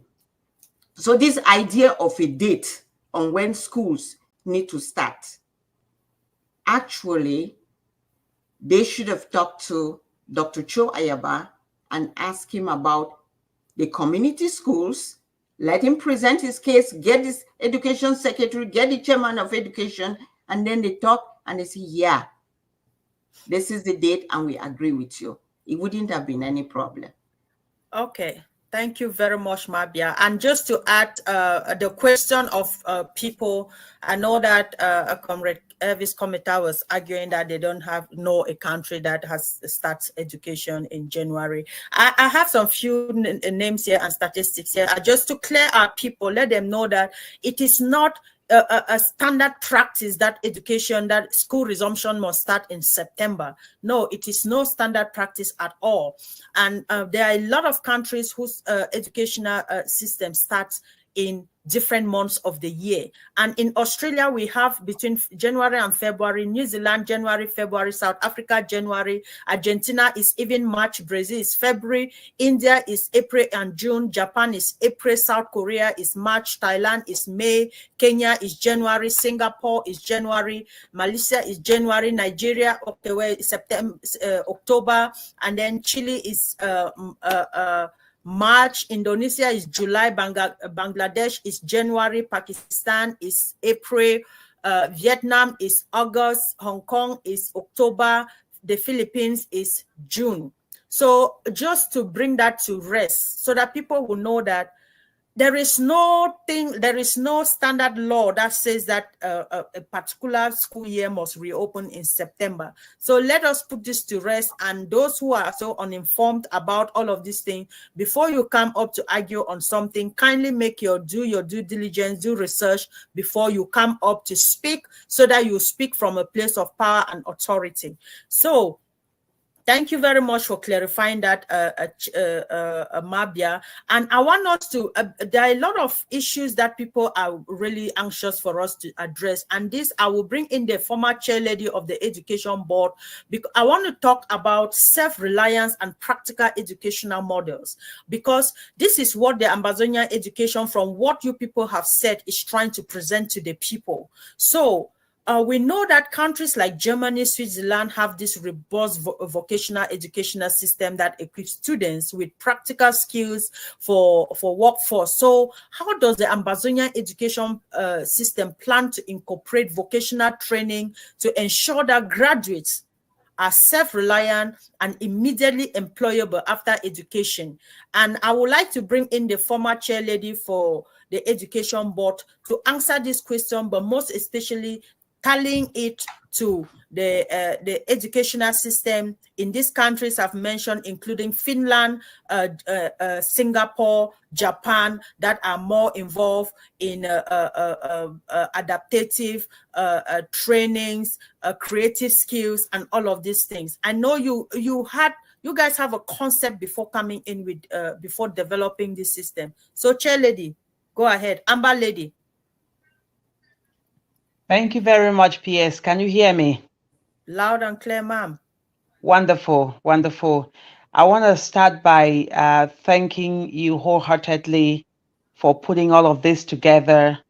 I want to thank the chairman of the education board, the EduSec, and all the other members of the board, those who are working tirelessly to continue with the work that we started in 2018. It's amazing to just sit here and listen to all of you speak. And I can see the passion that each and every one of you have, when it comes to the education of our people. It's very difficult for me to go directly answering that question without touching on some of the reasons why we came up with this education board. I know some things have been said, but I really want to remember that we have to keep in mind, and this goes to the Ambazonian people, and of course, even to La Republic citizens as well. Education has been used as a tool to keep us in bondage. This is not something that started with Ambazonia. It has been there time immemorial. There's a saying that if you want to hide something from people, from even Black people, you put it in the books. That's just a fact. And I think as a generation, we have been cheated. We have been deprived. And I say that with all certainty, knowing that when I moved from my own home country, Ambazonia, to the West, and I saw the way education was being conducted, the way teachers, the way learning, took place, I was baffled. I wondered what kind of education I had actually been provided with. And I only realized at that point that this is intentional. It wasn't just a coincidence. It was well designed to make sure that Ambazonians will never be able to compete in the international market. We will never be able to develop those skills that would make us assets rather than liability. And I think this is where the Amazonian Education Board comes in. So, my dear people, I want to say that for those who are still Thomases, when we came up with or the idea of the Ambazonian Education Board, like the EduSec had already said, we had to provide an alternative because we all know how important education is. We don't want to have a country and then have people who are illiterate. We don't want that. So the Education Board came up, and again, somebody also, I think it's Mabia, who said we have to, or maybe it's a comment that I picked up from the comment section. We already need to start preparing to have a country of our own. This is very, very, very important. And before we started, I know that the chairperson and the board has done a fantastic job to continue with the work that we just started. But I want us to remember that everything that is being said here is not something that people just slept, and woke up one morning and decided that this is what we're gonna do. It's painstaking, time-consuming resources put in to map out education systems of the best ones in the world, put them together and come up with something that reflects Ambazonia, taking into consideration our own local realities, adapting it. And I was so glad when they kept talking about skills-based, no curriculum, competency-based curriculum. And we thought that identifying, children, because our children are so capable of so many things. But unfortunately, the way the system has been, those skills are dead even before they don't even realize they have those skills. So when you identify those skills from the very get-go, you develop them, the child grow up and become an expert in whatever area. Let me give you a typical example. We growing up, we knew that technical education is for those who are very, very dull, like those who are not smart. That's what we taught. Why French Cameroun put all the children in technical education, we were focusing on general education. We thought that, okay, if I don't go to high school, then something is wrong. I need to become maybe a doctor. I need to become, a teacher, a math teacher, or a physics teacher, and all of that. Why? They were clearly educating their children in hands-on skills, and that is what we need. So basically, the curriculum was or has been designed, which is still work in progress, in a way that will bring out these different skills from the kids. We will partner with different companies where children already are able to practice. This is what we call learning by developing.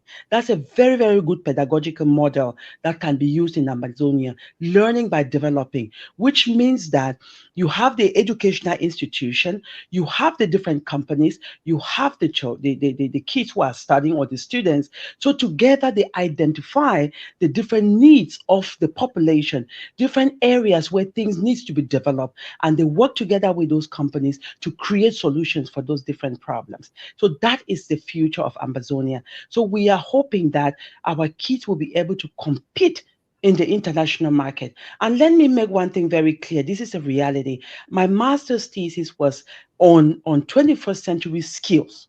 That is what I did for my master's. And I can tell you that Ambazonian kids, we have a lot of work to do.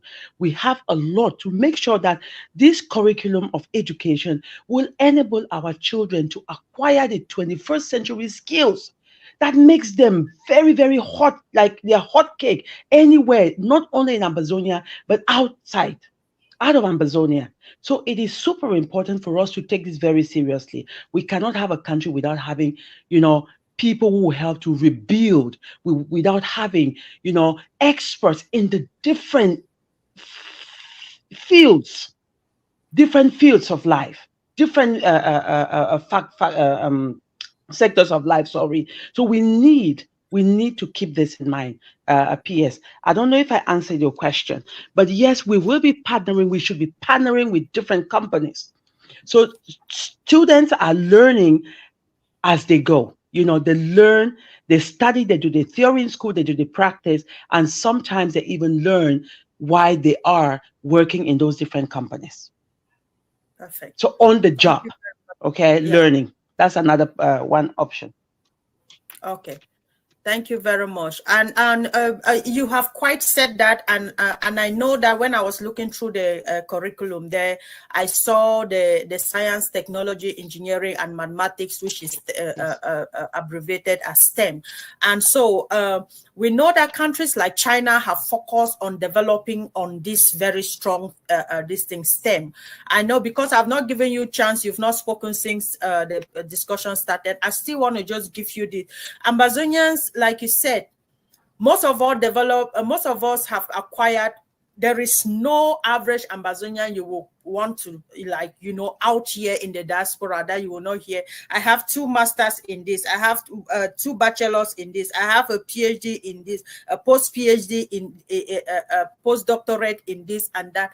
And still, they are still as broke as anybody who didn't even see the 4 walls of the secondary school. But this is what we want to change in the Ambazonia education system, so that our children will not go through the same torment that we've gone through. You see somebody at 40 still struggling to get a job because they don't have a skill. They have all the certificates, they have all the education, but yet they don't have the skill. So in this what is the Ambazonia Education Board? Like, I know you've talked about this, but China focuses on this. Do we, in this education, this curriculum, focus is technical skills an option, or is something that has to be implemented as practice in the schools? And also, when students, we know that when students graduate in countries like Ghana or in Nigeria, they go for youth service where they allow them to even learn practical skills to what they study in school, so that it helps them to gain employment. Are we preparing our students for this, or before they even finish, they are already prepared for the market?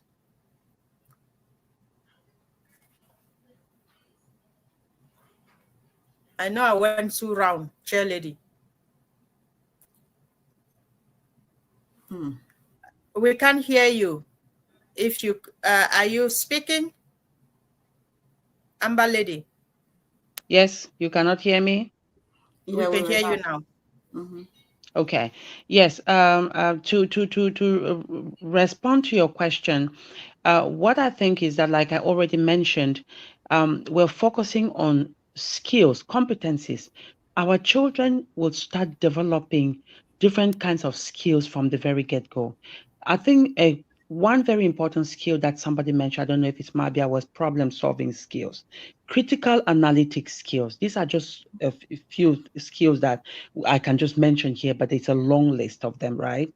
Yeah, so like I said, the students should be able to work with the different companies, okay?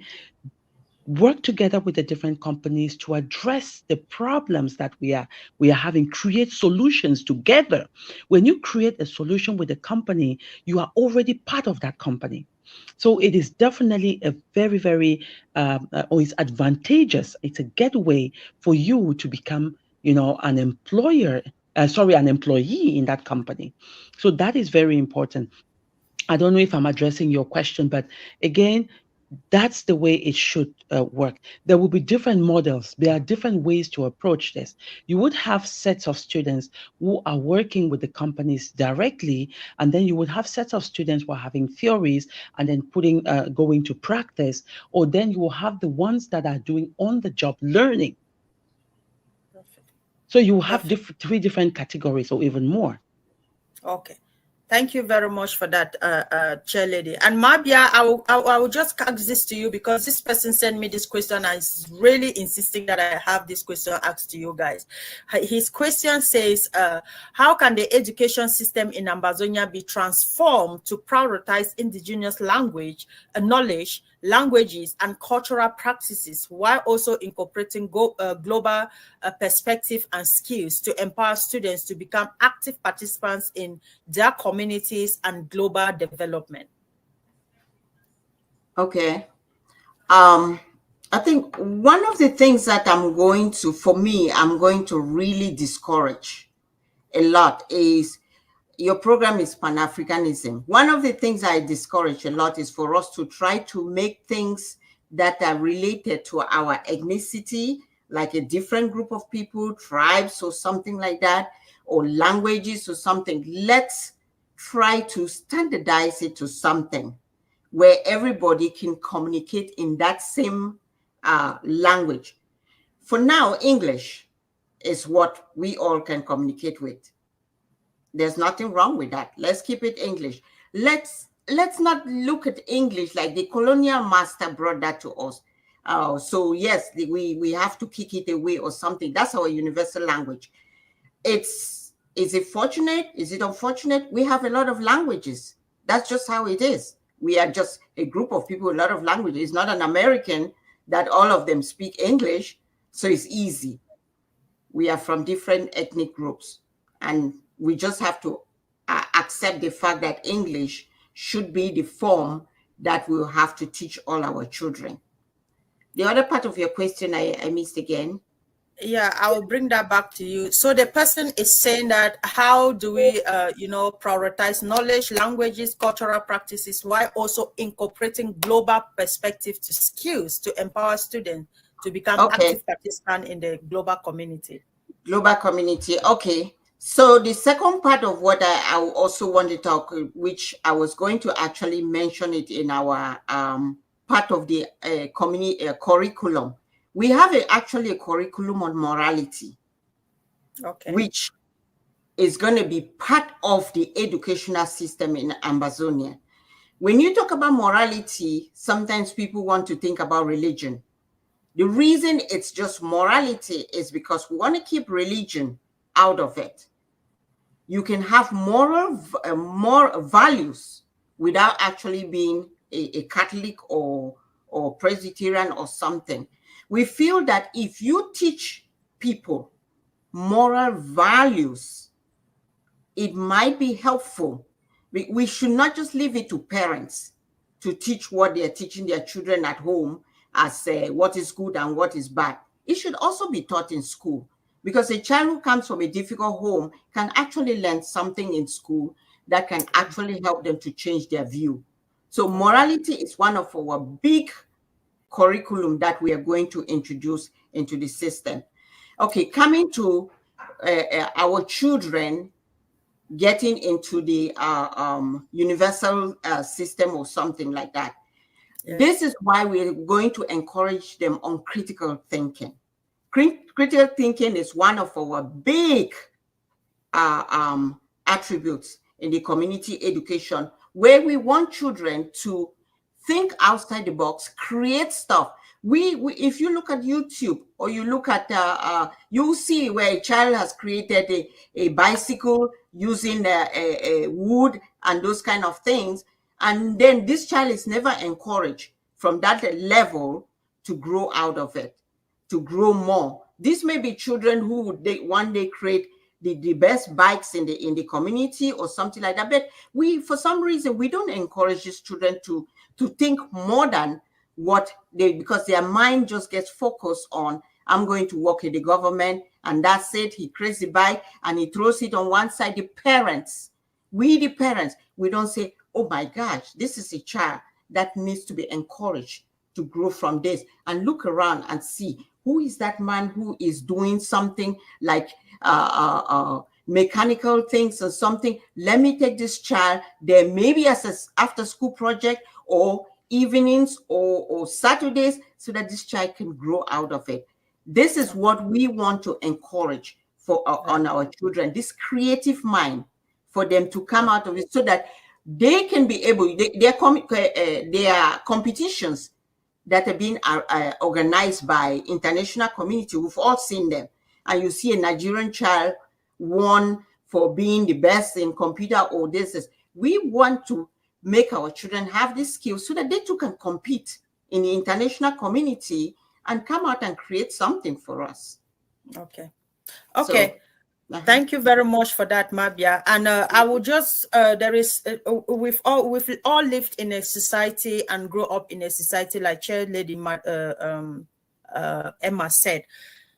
Those that went to vocational school were considered like those that are not, well-to-do, and again, those that learn hairdressing were considered those that were poor, or were considered those that were not smart in school. Those that went for carpentry were seen as people who were poor, or people who were not intelligent enough to go to school. Those that did welding, plumbing, farming, and all of these things were really discouraged, because you see a tailor, now that we can really truly call them designers, and all of these were people we considered, they don't have the brains to go to school. And yet, these are the people that are turning the war, that are beautifying the war, that are making the war become a reality. So in the Ambazonia education curriculum, what place do we have for? I know we are talking about practical skills, but there are basic practical skills that we are not really mentioning. We are only talking about, oh, building cars, building this. But what about these people who are so talented? Anybody can pick a piece of cloth and turn it into anything. Somebody can just look at your, pick anything and turn it into a very beautiful hair. And what place do we have for these people in this new Ambazonia? EduSec, if you're here, please, before the chairman comes in. Well, thank you for that opportunity. Please, I have really been admiring you people talk. It's beautiful. So please, look, we said to build this house called Ambazonia and Ambazonia education, we have to scatter the thing and start afresh. That is the way we conceived it. And we had to do it without prejudice, without a colonial mindset. We forgot even that La Republique exists. You understand? And then we laid the groundwork. We looked at our society. You know, people have been brainwashed into thinking that education is a Western construct that has come down on us. We are supposed to follow this pattern, do this, blah, blah, blah, according to ABC. But history has proven that even the Greek people came down to Africa to study in Africa before they went back, started the whole idea about the Western civilization, and then it spilled through Europe and then went through America and came back to Africa as if it is something that nobody knew about. So we said, no, let us start from the basic foundation. We said, what is education about? That is where it all begins. Until you know the definition of education, you won't be able to factor in the subjects that are supposed to be in a curriculum. If we say an educational system is there to solve problems, is there to creatively bring us to a position of power, to be able to do and undo as per the principles that God enshrined in us, then we have work to do. So we said, okay, let's see. What do we want? We want to move from darkness into light. We want to move from a situation where we have lack, absence of a lot of things, to the presence of a lot of things. We want to be an economy that creates its own goods and services instead of importing goods and services. We want to grow our economy. We want to live the highest standard of life. As Mabi has put it, the foundation for living the highest standard of life is do unto others what you want them to do unto you. That is why the subject morality comes into play. Bam. 2, we said the first thing that somebody thinks about in life, as soon as you are born, the child cries. He cries for what? He cries for food. He cries for warmth. That's clothing. And so we said there must be a subject that teaches us about food, how to get it, the right quantity, the condiments of it. I mean, everything that you need to know about food. So we have a subject in the curriculum that has to do with nutrition. We have a subject in the curriculum that has to do with cloth making. We have subjects on the curriculum that have to do with medicine, holistic medicine. You know, we started. We are not going to go to the school and then say, okay, what did the old system say? We say we did general knowledge, we did chemistry, physics, this and that, all those standard subjects that lead us to nowhere. No, we try to recalibrate and come up with subjects that empower us to be masters of our own environment, moving from the known to the unknown. Okay. And you put a question the other time very clearly. How then do we use local reality to match with global perspectives? That is where the subject comes in now. How did our people teach our own children to cope and society? How did we cure ourselves when we were sick? So we will go back to the basics. We will start with traditional medicinal practices, incorporate conventional medicinal practices, oriental medicinal practices, and even yoga. We will teach everything. And no religion, let us be very clear, no church, no scientist will come to tell us what to do if this is not based on principles that are acceptable to everybody, everywhere. You remember, when we were growing up in a natural environment and growing our own food in a natural environment, scientists came in and told us that, no, you need fertilizers, you need pesticides, you need chemical this and that and that. We jumped on it. After some time, they came back again and told us that, no, ecological food is very, very good. You'll be dying if you do something else. And then we jump back again. We want to go back to ecological food. So next time, what will they tell you? So what we are saying is that Ambazonians must take care of their destiny. And taking care of your destiny, you are not going to build your house based on a form that is produced by somebody. Because it is your life. That is why in the medical field, they say that you don't allow a doctor, a medical officer to put something, to inject you with a vaccine that you have not approved, or that is not internationally acceptable, has not been certified. The processes for accepting the vaccine has not gone through. No. So we are not going to come and sit in Ambazonia and then allow you to come and dictate to us. And let me tell you, there is a clause in the France-Afrique Neo-Colonial Pact that Cameroun signed with France that no educational reform will be carried out in the Cameroons without the approval of France. Do you remember that? And what was the purpose of that? You people have stated clearly that they wanted us to remain at the level of consumers, so that they finish producing everything, come and sell to you, take the raw materials away, and then come with finished goods. They put you at a disadvantage and make you helpless, always depending on them. And the worst of them, they bring in second-hand clothes to come and second-hand everything. They do dumping in your society. We have said, no, we're not going to do that. So we are going to have a technical department that introduces subjects that create our own machines, technologically savvy persons that will solve our problems. We're going to introduce computer literacy at a stage that matches the international standards.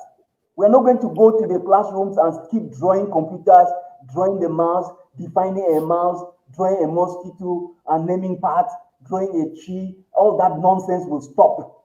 And we're not going to talk about Abraham Lincoln here and other kinds of things. We will let them wait. Let us, we cannot be okay. Thank you very much, Edusek. Thank you. No. Thank you very much. Thank you for that response. And Mabia, I'll just give you another 2 minutes just to add to what Edusek has said. If you have anything to add to that, then I'll come to you, Chairman, to ask the final questions, because by all means, we'll have to wrap this up in the next few minutes. Mabia, please go ahead. Mabia, you're muted. Okay, still about our children learning skills. I will still emphasize to our parents, because I know there's so much doubt You cannot unlearn.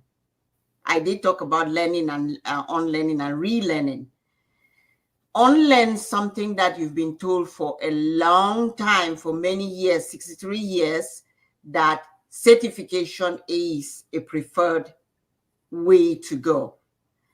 I'm trying to tell our parents and our family members, friends, Ambazonians, even, like I said, La République du Cameroun, who needs to learn too, that the new evolving nation is for children to learn skills.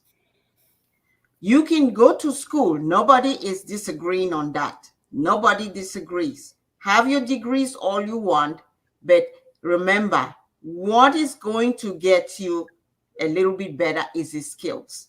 You remember I mentioned my neighbors around me, how much you're doing just by skills. Learning those things is very important. If you see one of your children at home who is trying to learn some skill, encourage the children. We keep discouraging our children. When you get one of them who doesn't want to be that doctor or lawyer, people start saying, oh, that one dull, and this and that. And you discourage them. Be on the side of this child. Support this child in the skill they are good at. Those children who went to the Olympics and succeeded in the Olympics were because their parents encouraged them. When they saw that this child was good in gymnastics, they paid attention to it. They followed up with this child and they made sure they become something out of it. You notice your child is this child who knows how to sell stuff. Encourage them in marketing. That is part of our curriculum.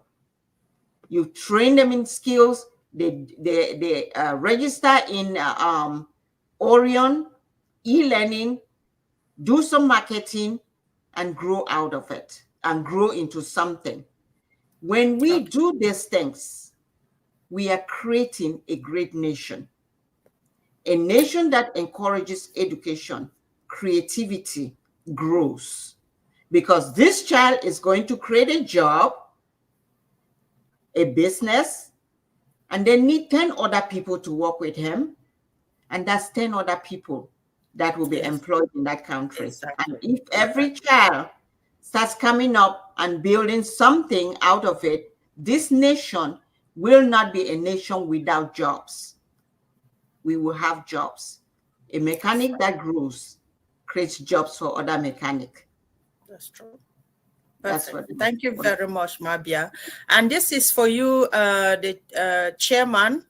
And we are wrapping this up right now. We are wrapping this up in a few minutes. And so this is a question that came in from somebody, the chairman, and I would like you to address this because I think it's important. He said, in many countries such as Rwanda, after the genocide, education has been a key tool for national reconciliation and rebuilding. How do you see the Ambazonia education system playing a similar role in post-Ambazonia?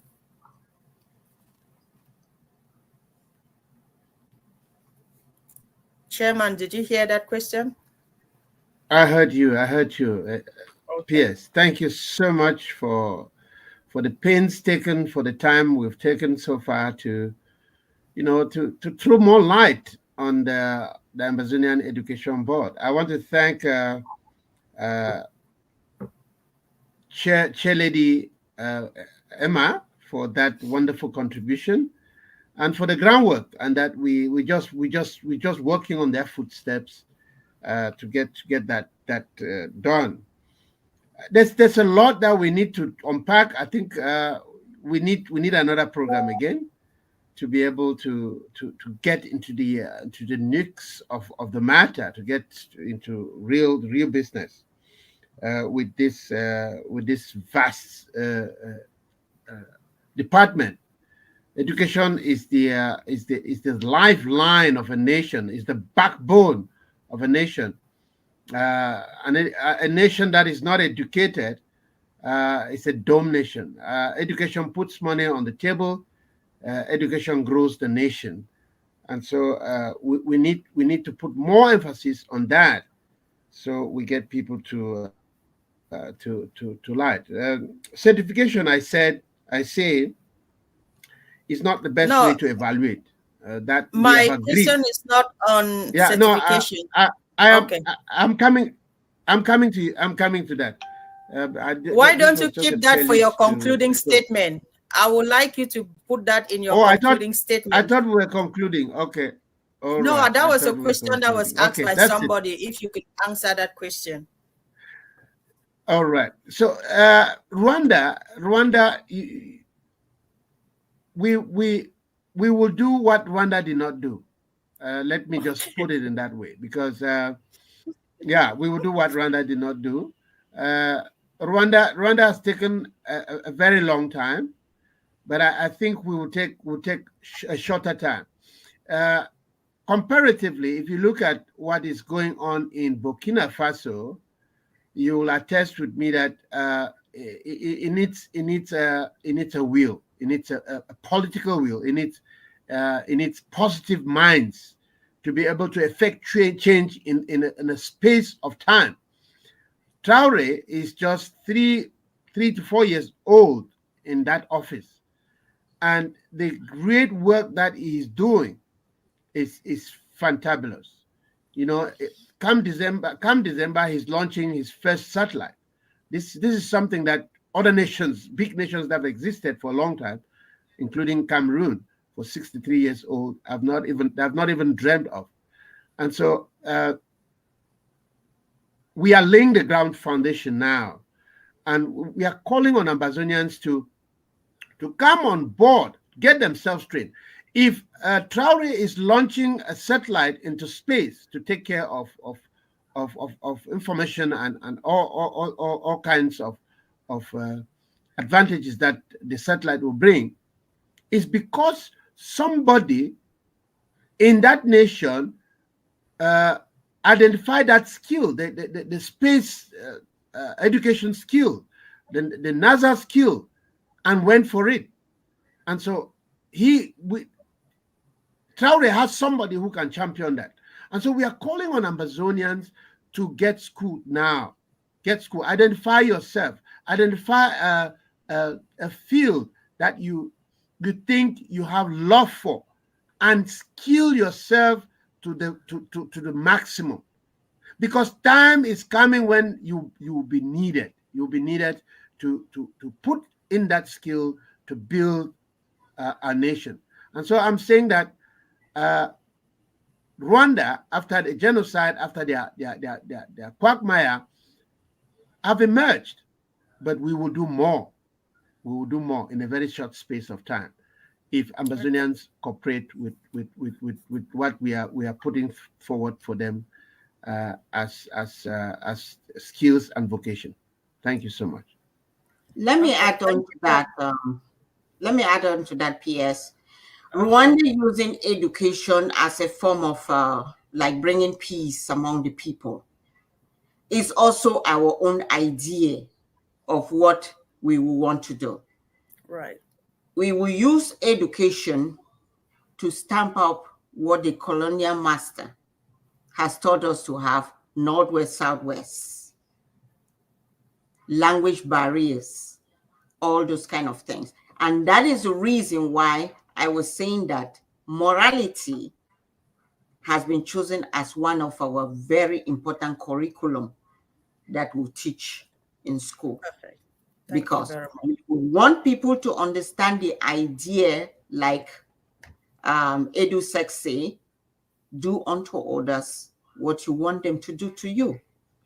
That little part is enough. Sometimes not enough, but continuous education, which is what we're starting from the grassroots now, would be what we want to carry forward when we have a country to bring the people together.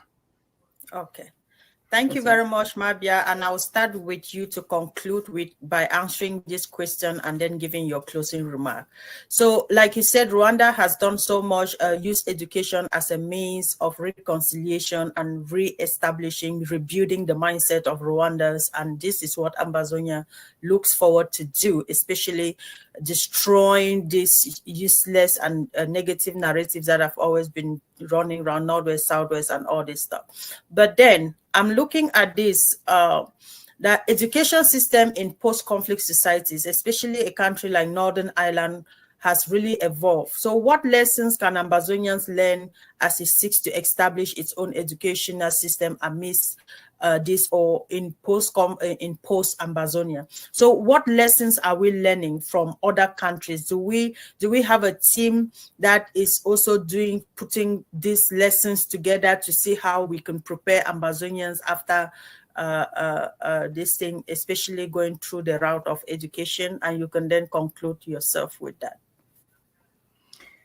I would use a statement made by Pope John Paul during when he was asked about the Ukrainian and the Russian war. What he had to say about the Ukrainian, this was his statement. Those who love something, defend it. If you love something, you will defend it. To Ambazonians, if you love Ambazonian, you will defend it. Right. If you love education, you will defend it. That is why we're here in this panel today, taking this length of time to talk about education. There are very few people in the education department. We need more people. Come and defend what you believe in. You want a country that is competitive in the world, that everybody is not running out of the country, come and defend it. And the only way to defend a country is what Nelson Mandela said, like you said earlier. Education is the most powerful weapon which you can use to change the world. Which you can use to change the world. If we want to change the world, that's the international community, Ambazonian, we need to educate ourselves. Exactly. A country that encourages education grows. That's another thing that I'll say. No one is going to give you the education you need.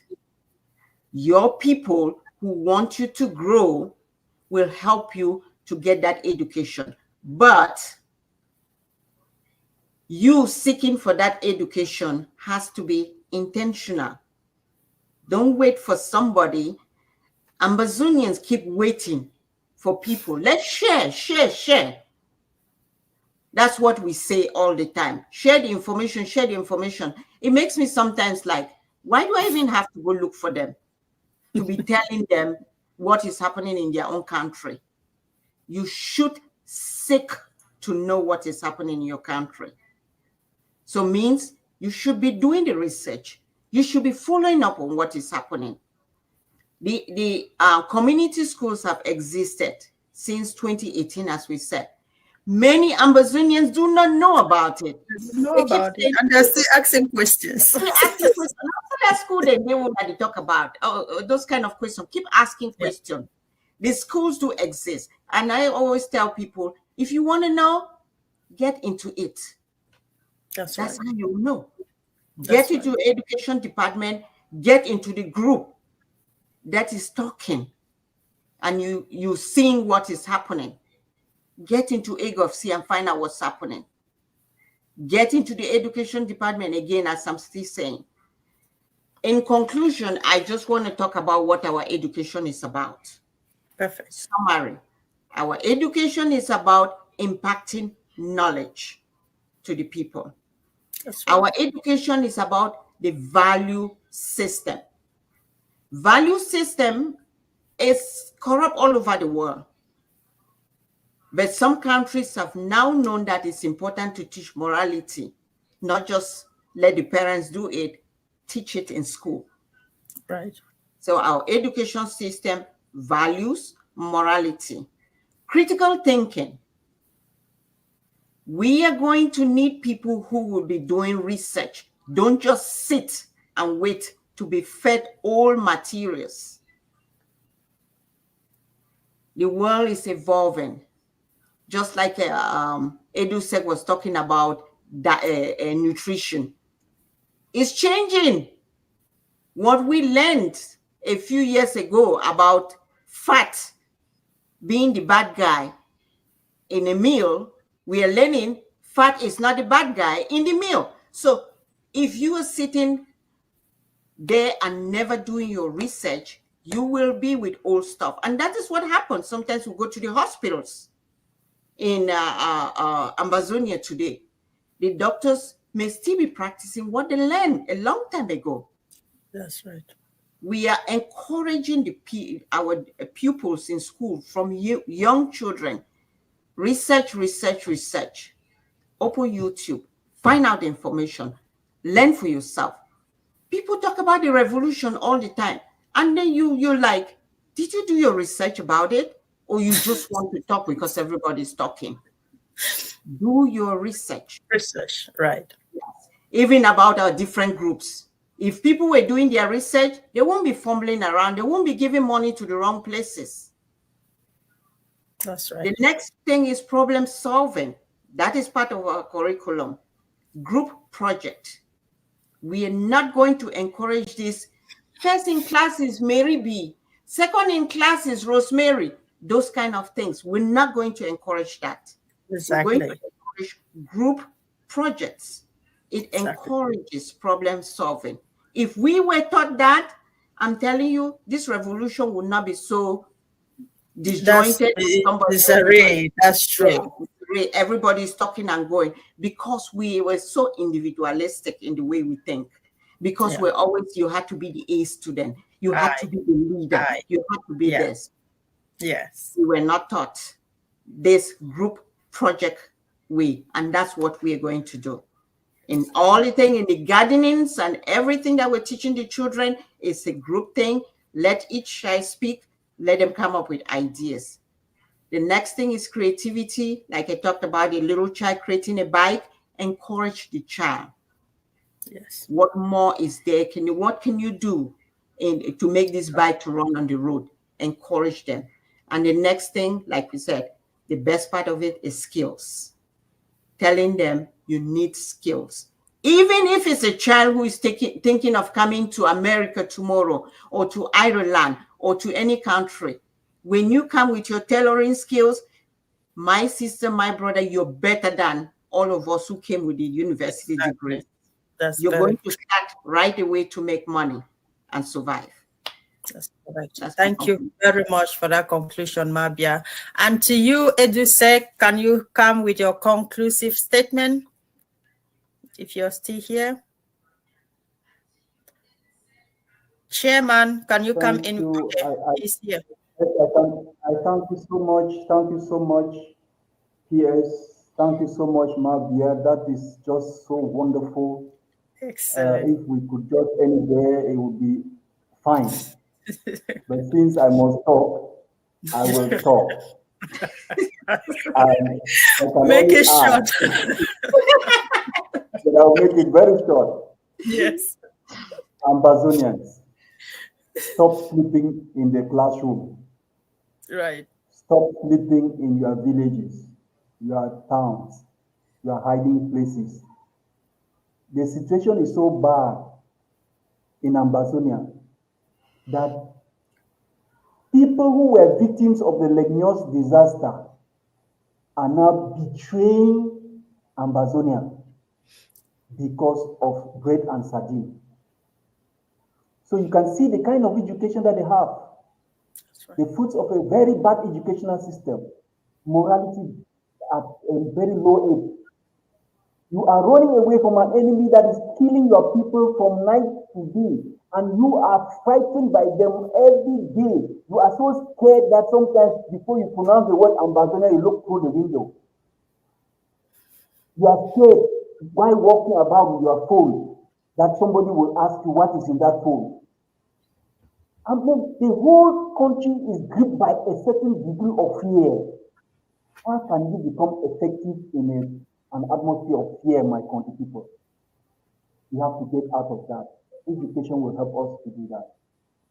How can you run away from your people who are killed by a people who are killing you without remorse, and then you go and run and hide in his own house? Only a fool will run away from fire. and then go to the source of the fire to hide. There is something definitely wrong. I hope Ambazonians are understanding this. And I hope that education will really take the place that it really deserves.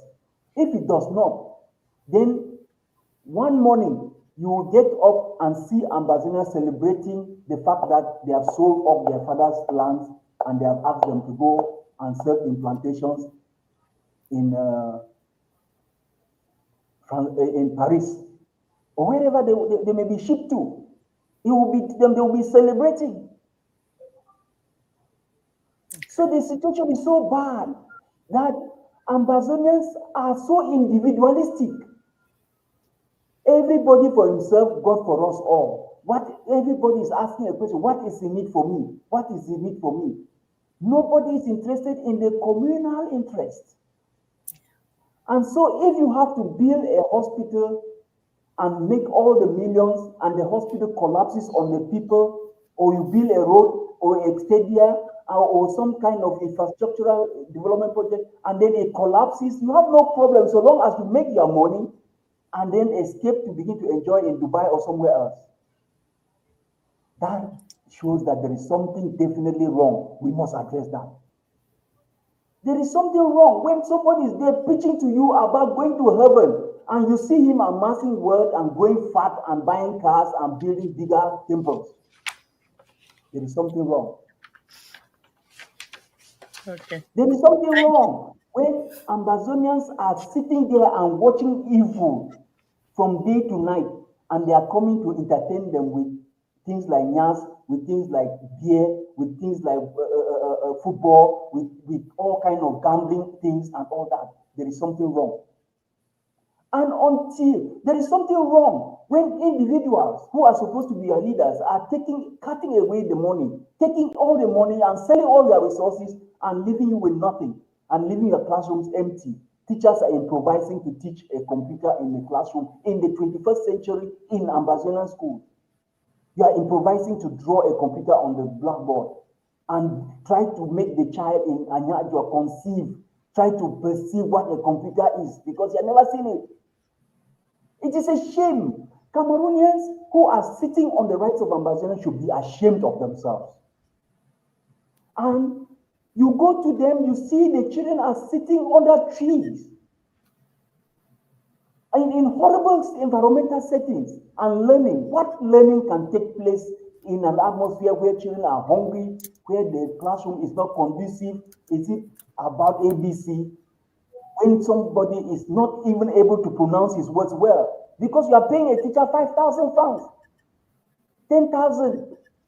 A pastor sometimes told me that 10,000, you take it. If you don't take it, other people will take it.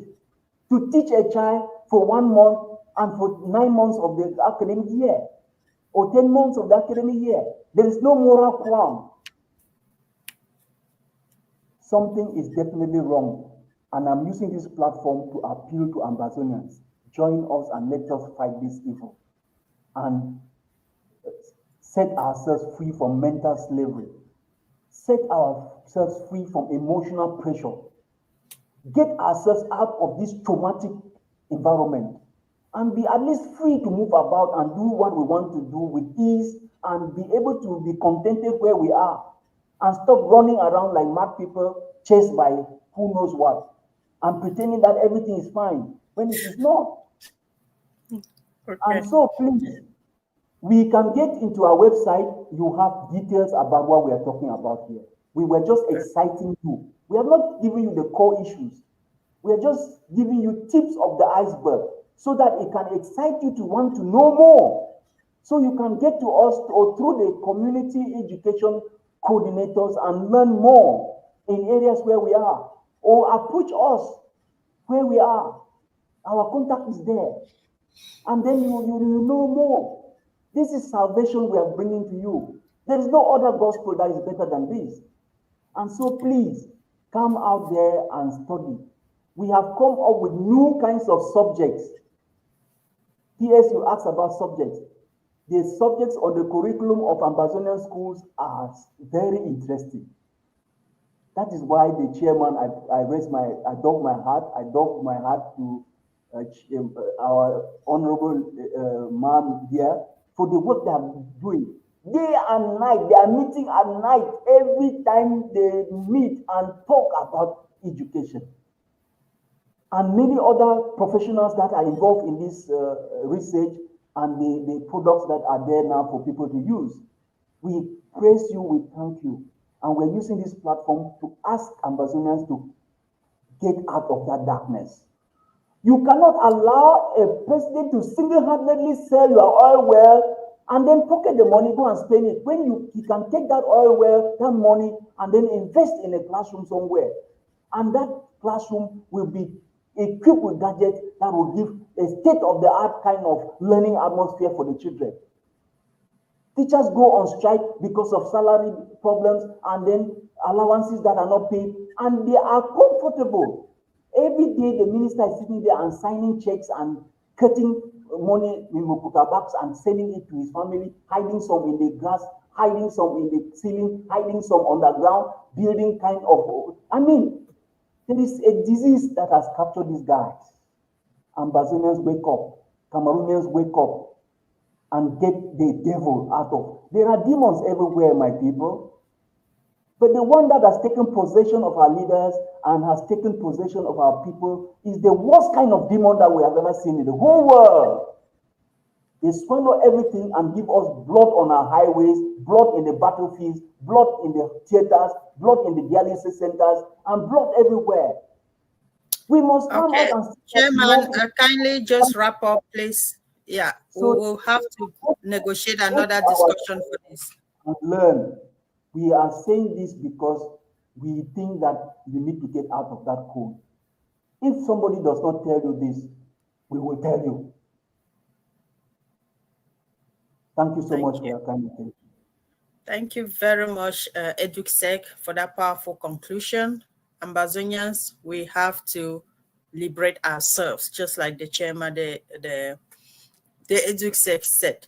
Mr. Chairman, could you please, in your own 2 minutes at most, please, to conclude and let us wrap this up. It's been 3 hours.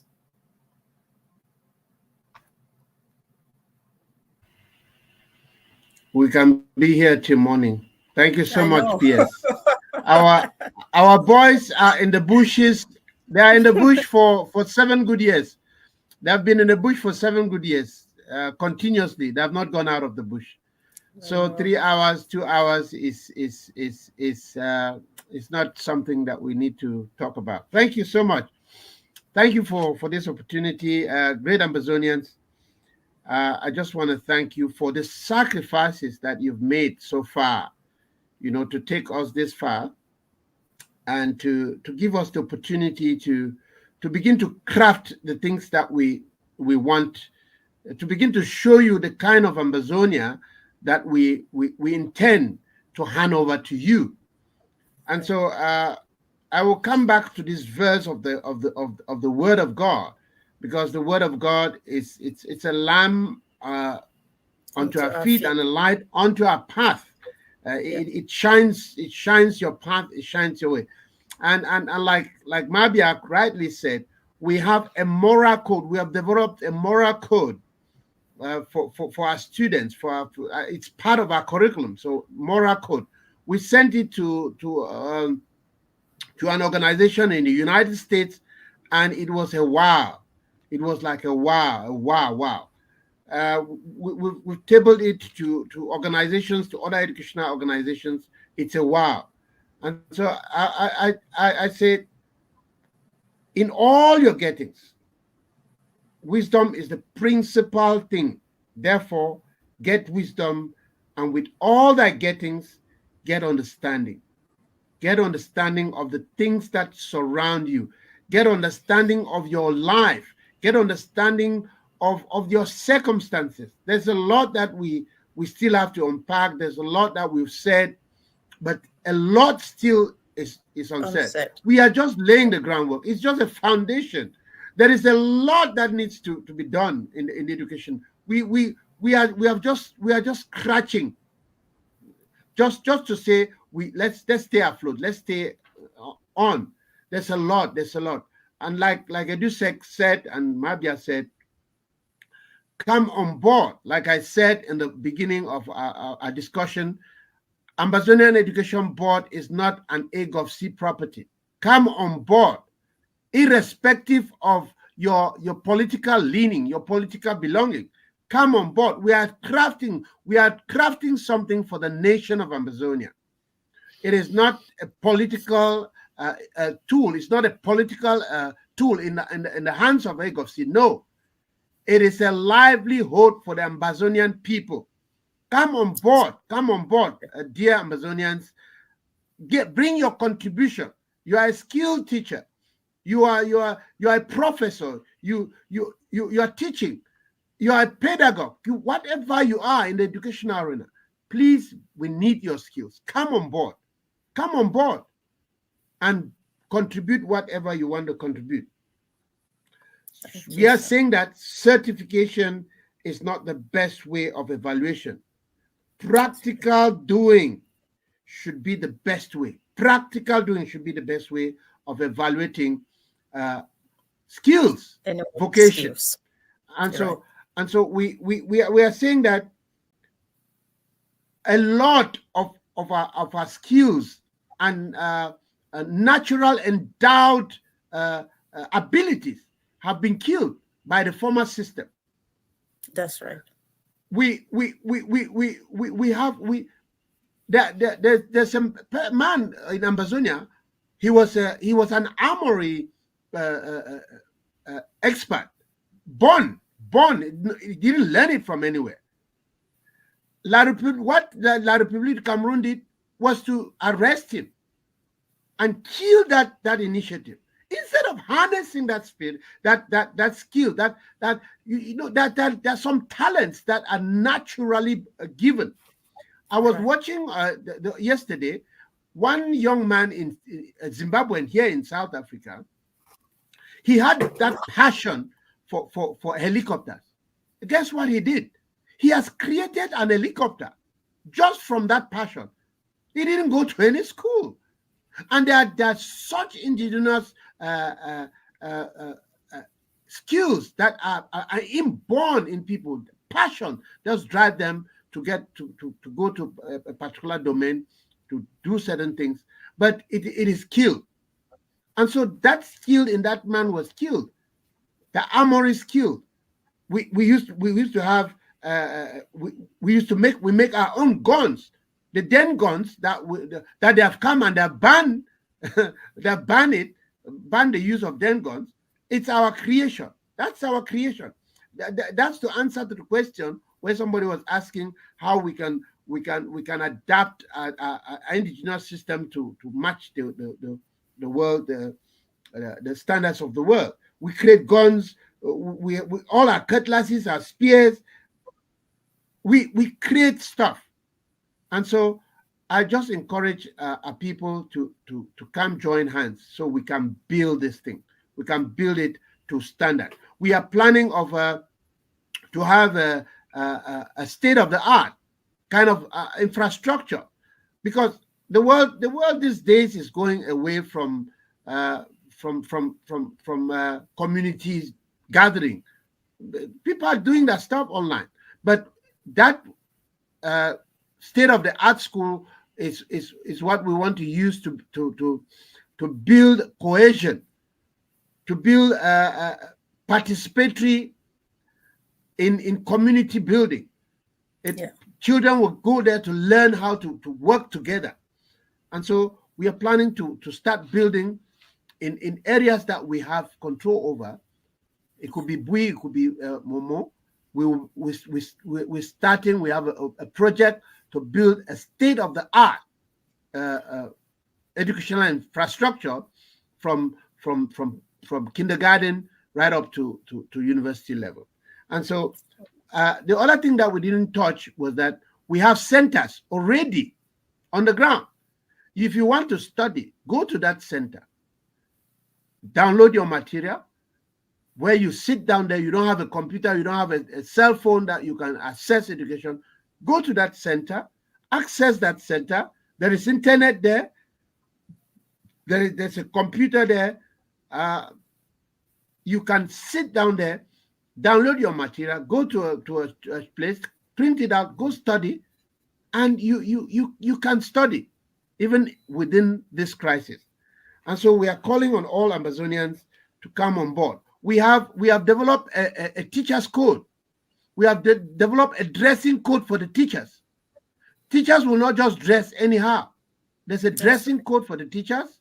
There's a code for a moral code for the teachers. And so there is a lot that we have come up with. We are calling on Ambazonians, come on board and let's perfect it and give Ambazonia a place that people will run to, where we have run to, like we have run to America, Germany, and so on. Let's give other people, because crisis will not end with Ambazonia. Some crisis will erupt somewhere, and so people would like to come to Ambazonia. Let's give Ambazonians make Ambazonia that bed for people to come and lie on. I want to thank you so much from the bottom of my heart.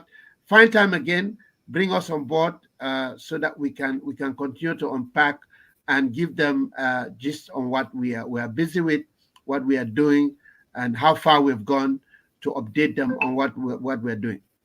Thank you so much, Ambazonians. Thank you so much for tuning in. God bless you all.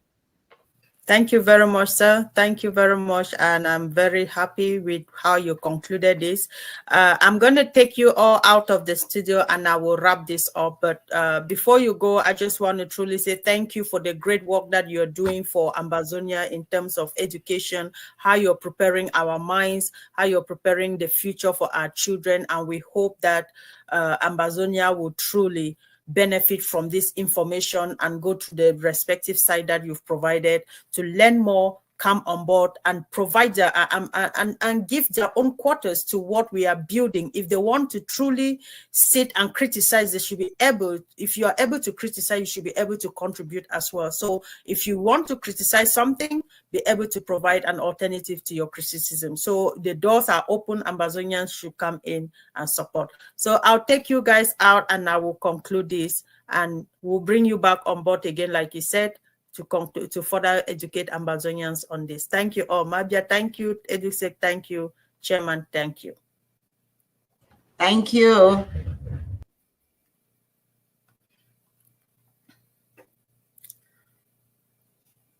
Okay. Fellow Amberlanders, thank you very much for your time for this wonderful segment that has come to a close. So as you can see, we've concluded this discussion. It's a critical, like knowledge is very critical to distinct advantages of the Ambazonian system. So which draws inspiration from one of the most progressive educational model around the world. The Ambazonian educational system draws its inspiration from so many educational and progressive educational models around the world. So in nations like Finland, Singapore, and Japan, education is tailored to build students into self-sufficiency, critical thinkers who can adapt to an environment or an evolving world.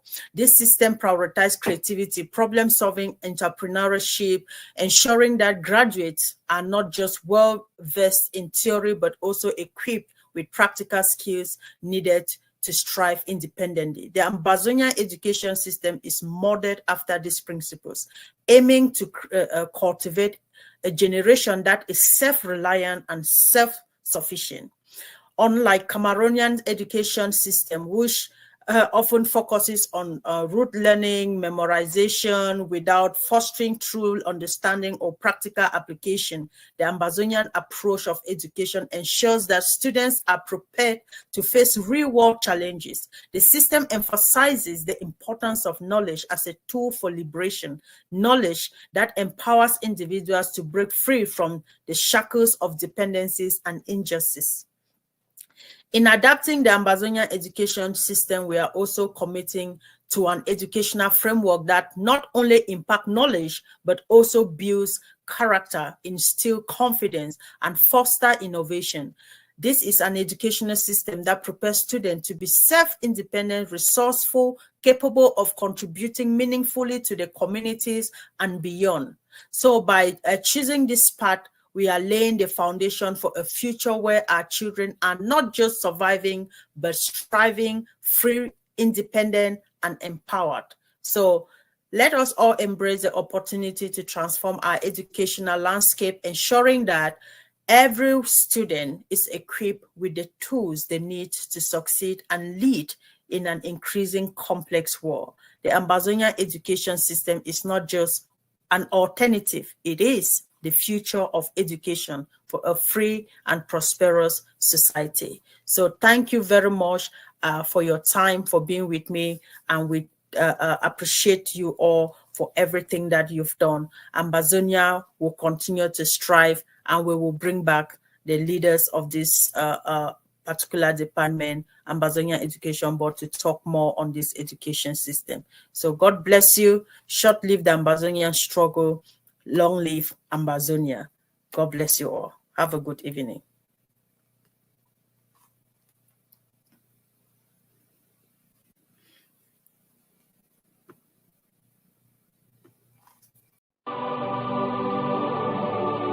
Yes, Ambazonia, my motherland, my only land of freedom and peace, a land so accommodating, a land blessed with natural resources. My roots, my nation, till the world hears our cry and intervene, we will speak till our nation becomes a reality. Long live all the Ambazonians. Long live our fallen heroes who gave up their lives to save the future generation of Amazonia. Long live Ambazonia. Our hopes are alive. Peace. We are not giving up. We are not giving up. Amazonians, we are not giving up. We need freedom.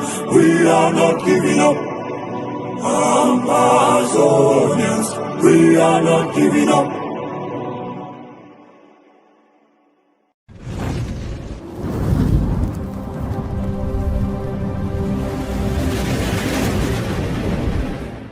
Welcome to ACN.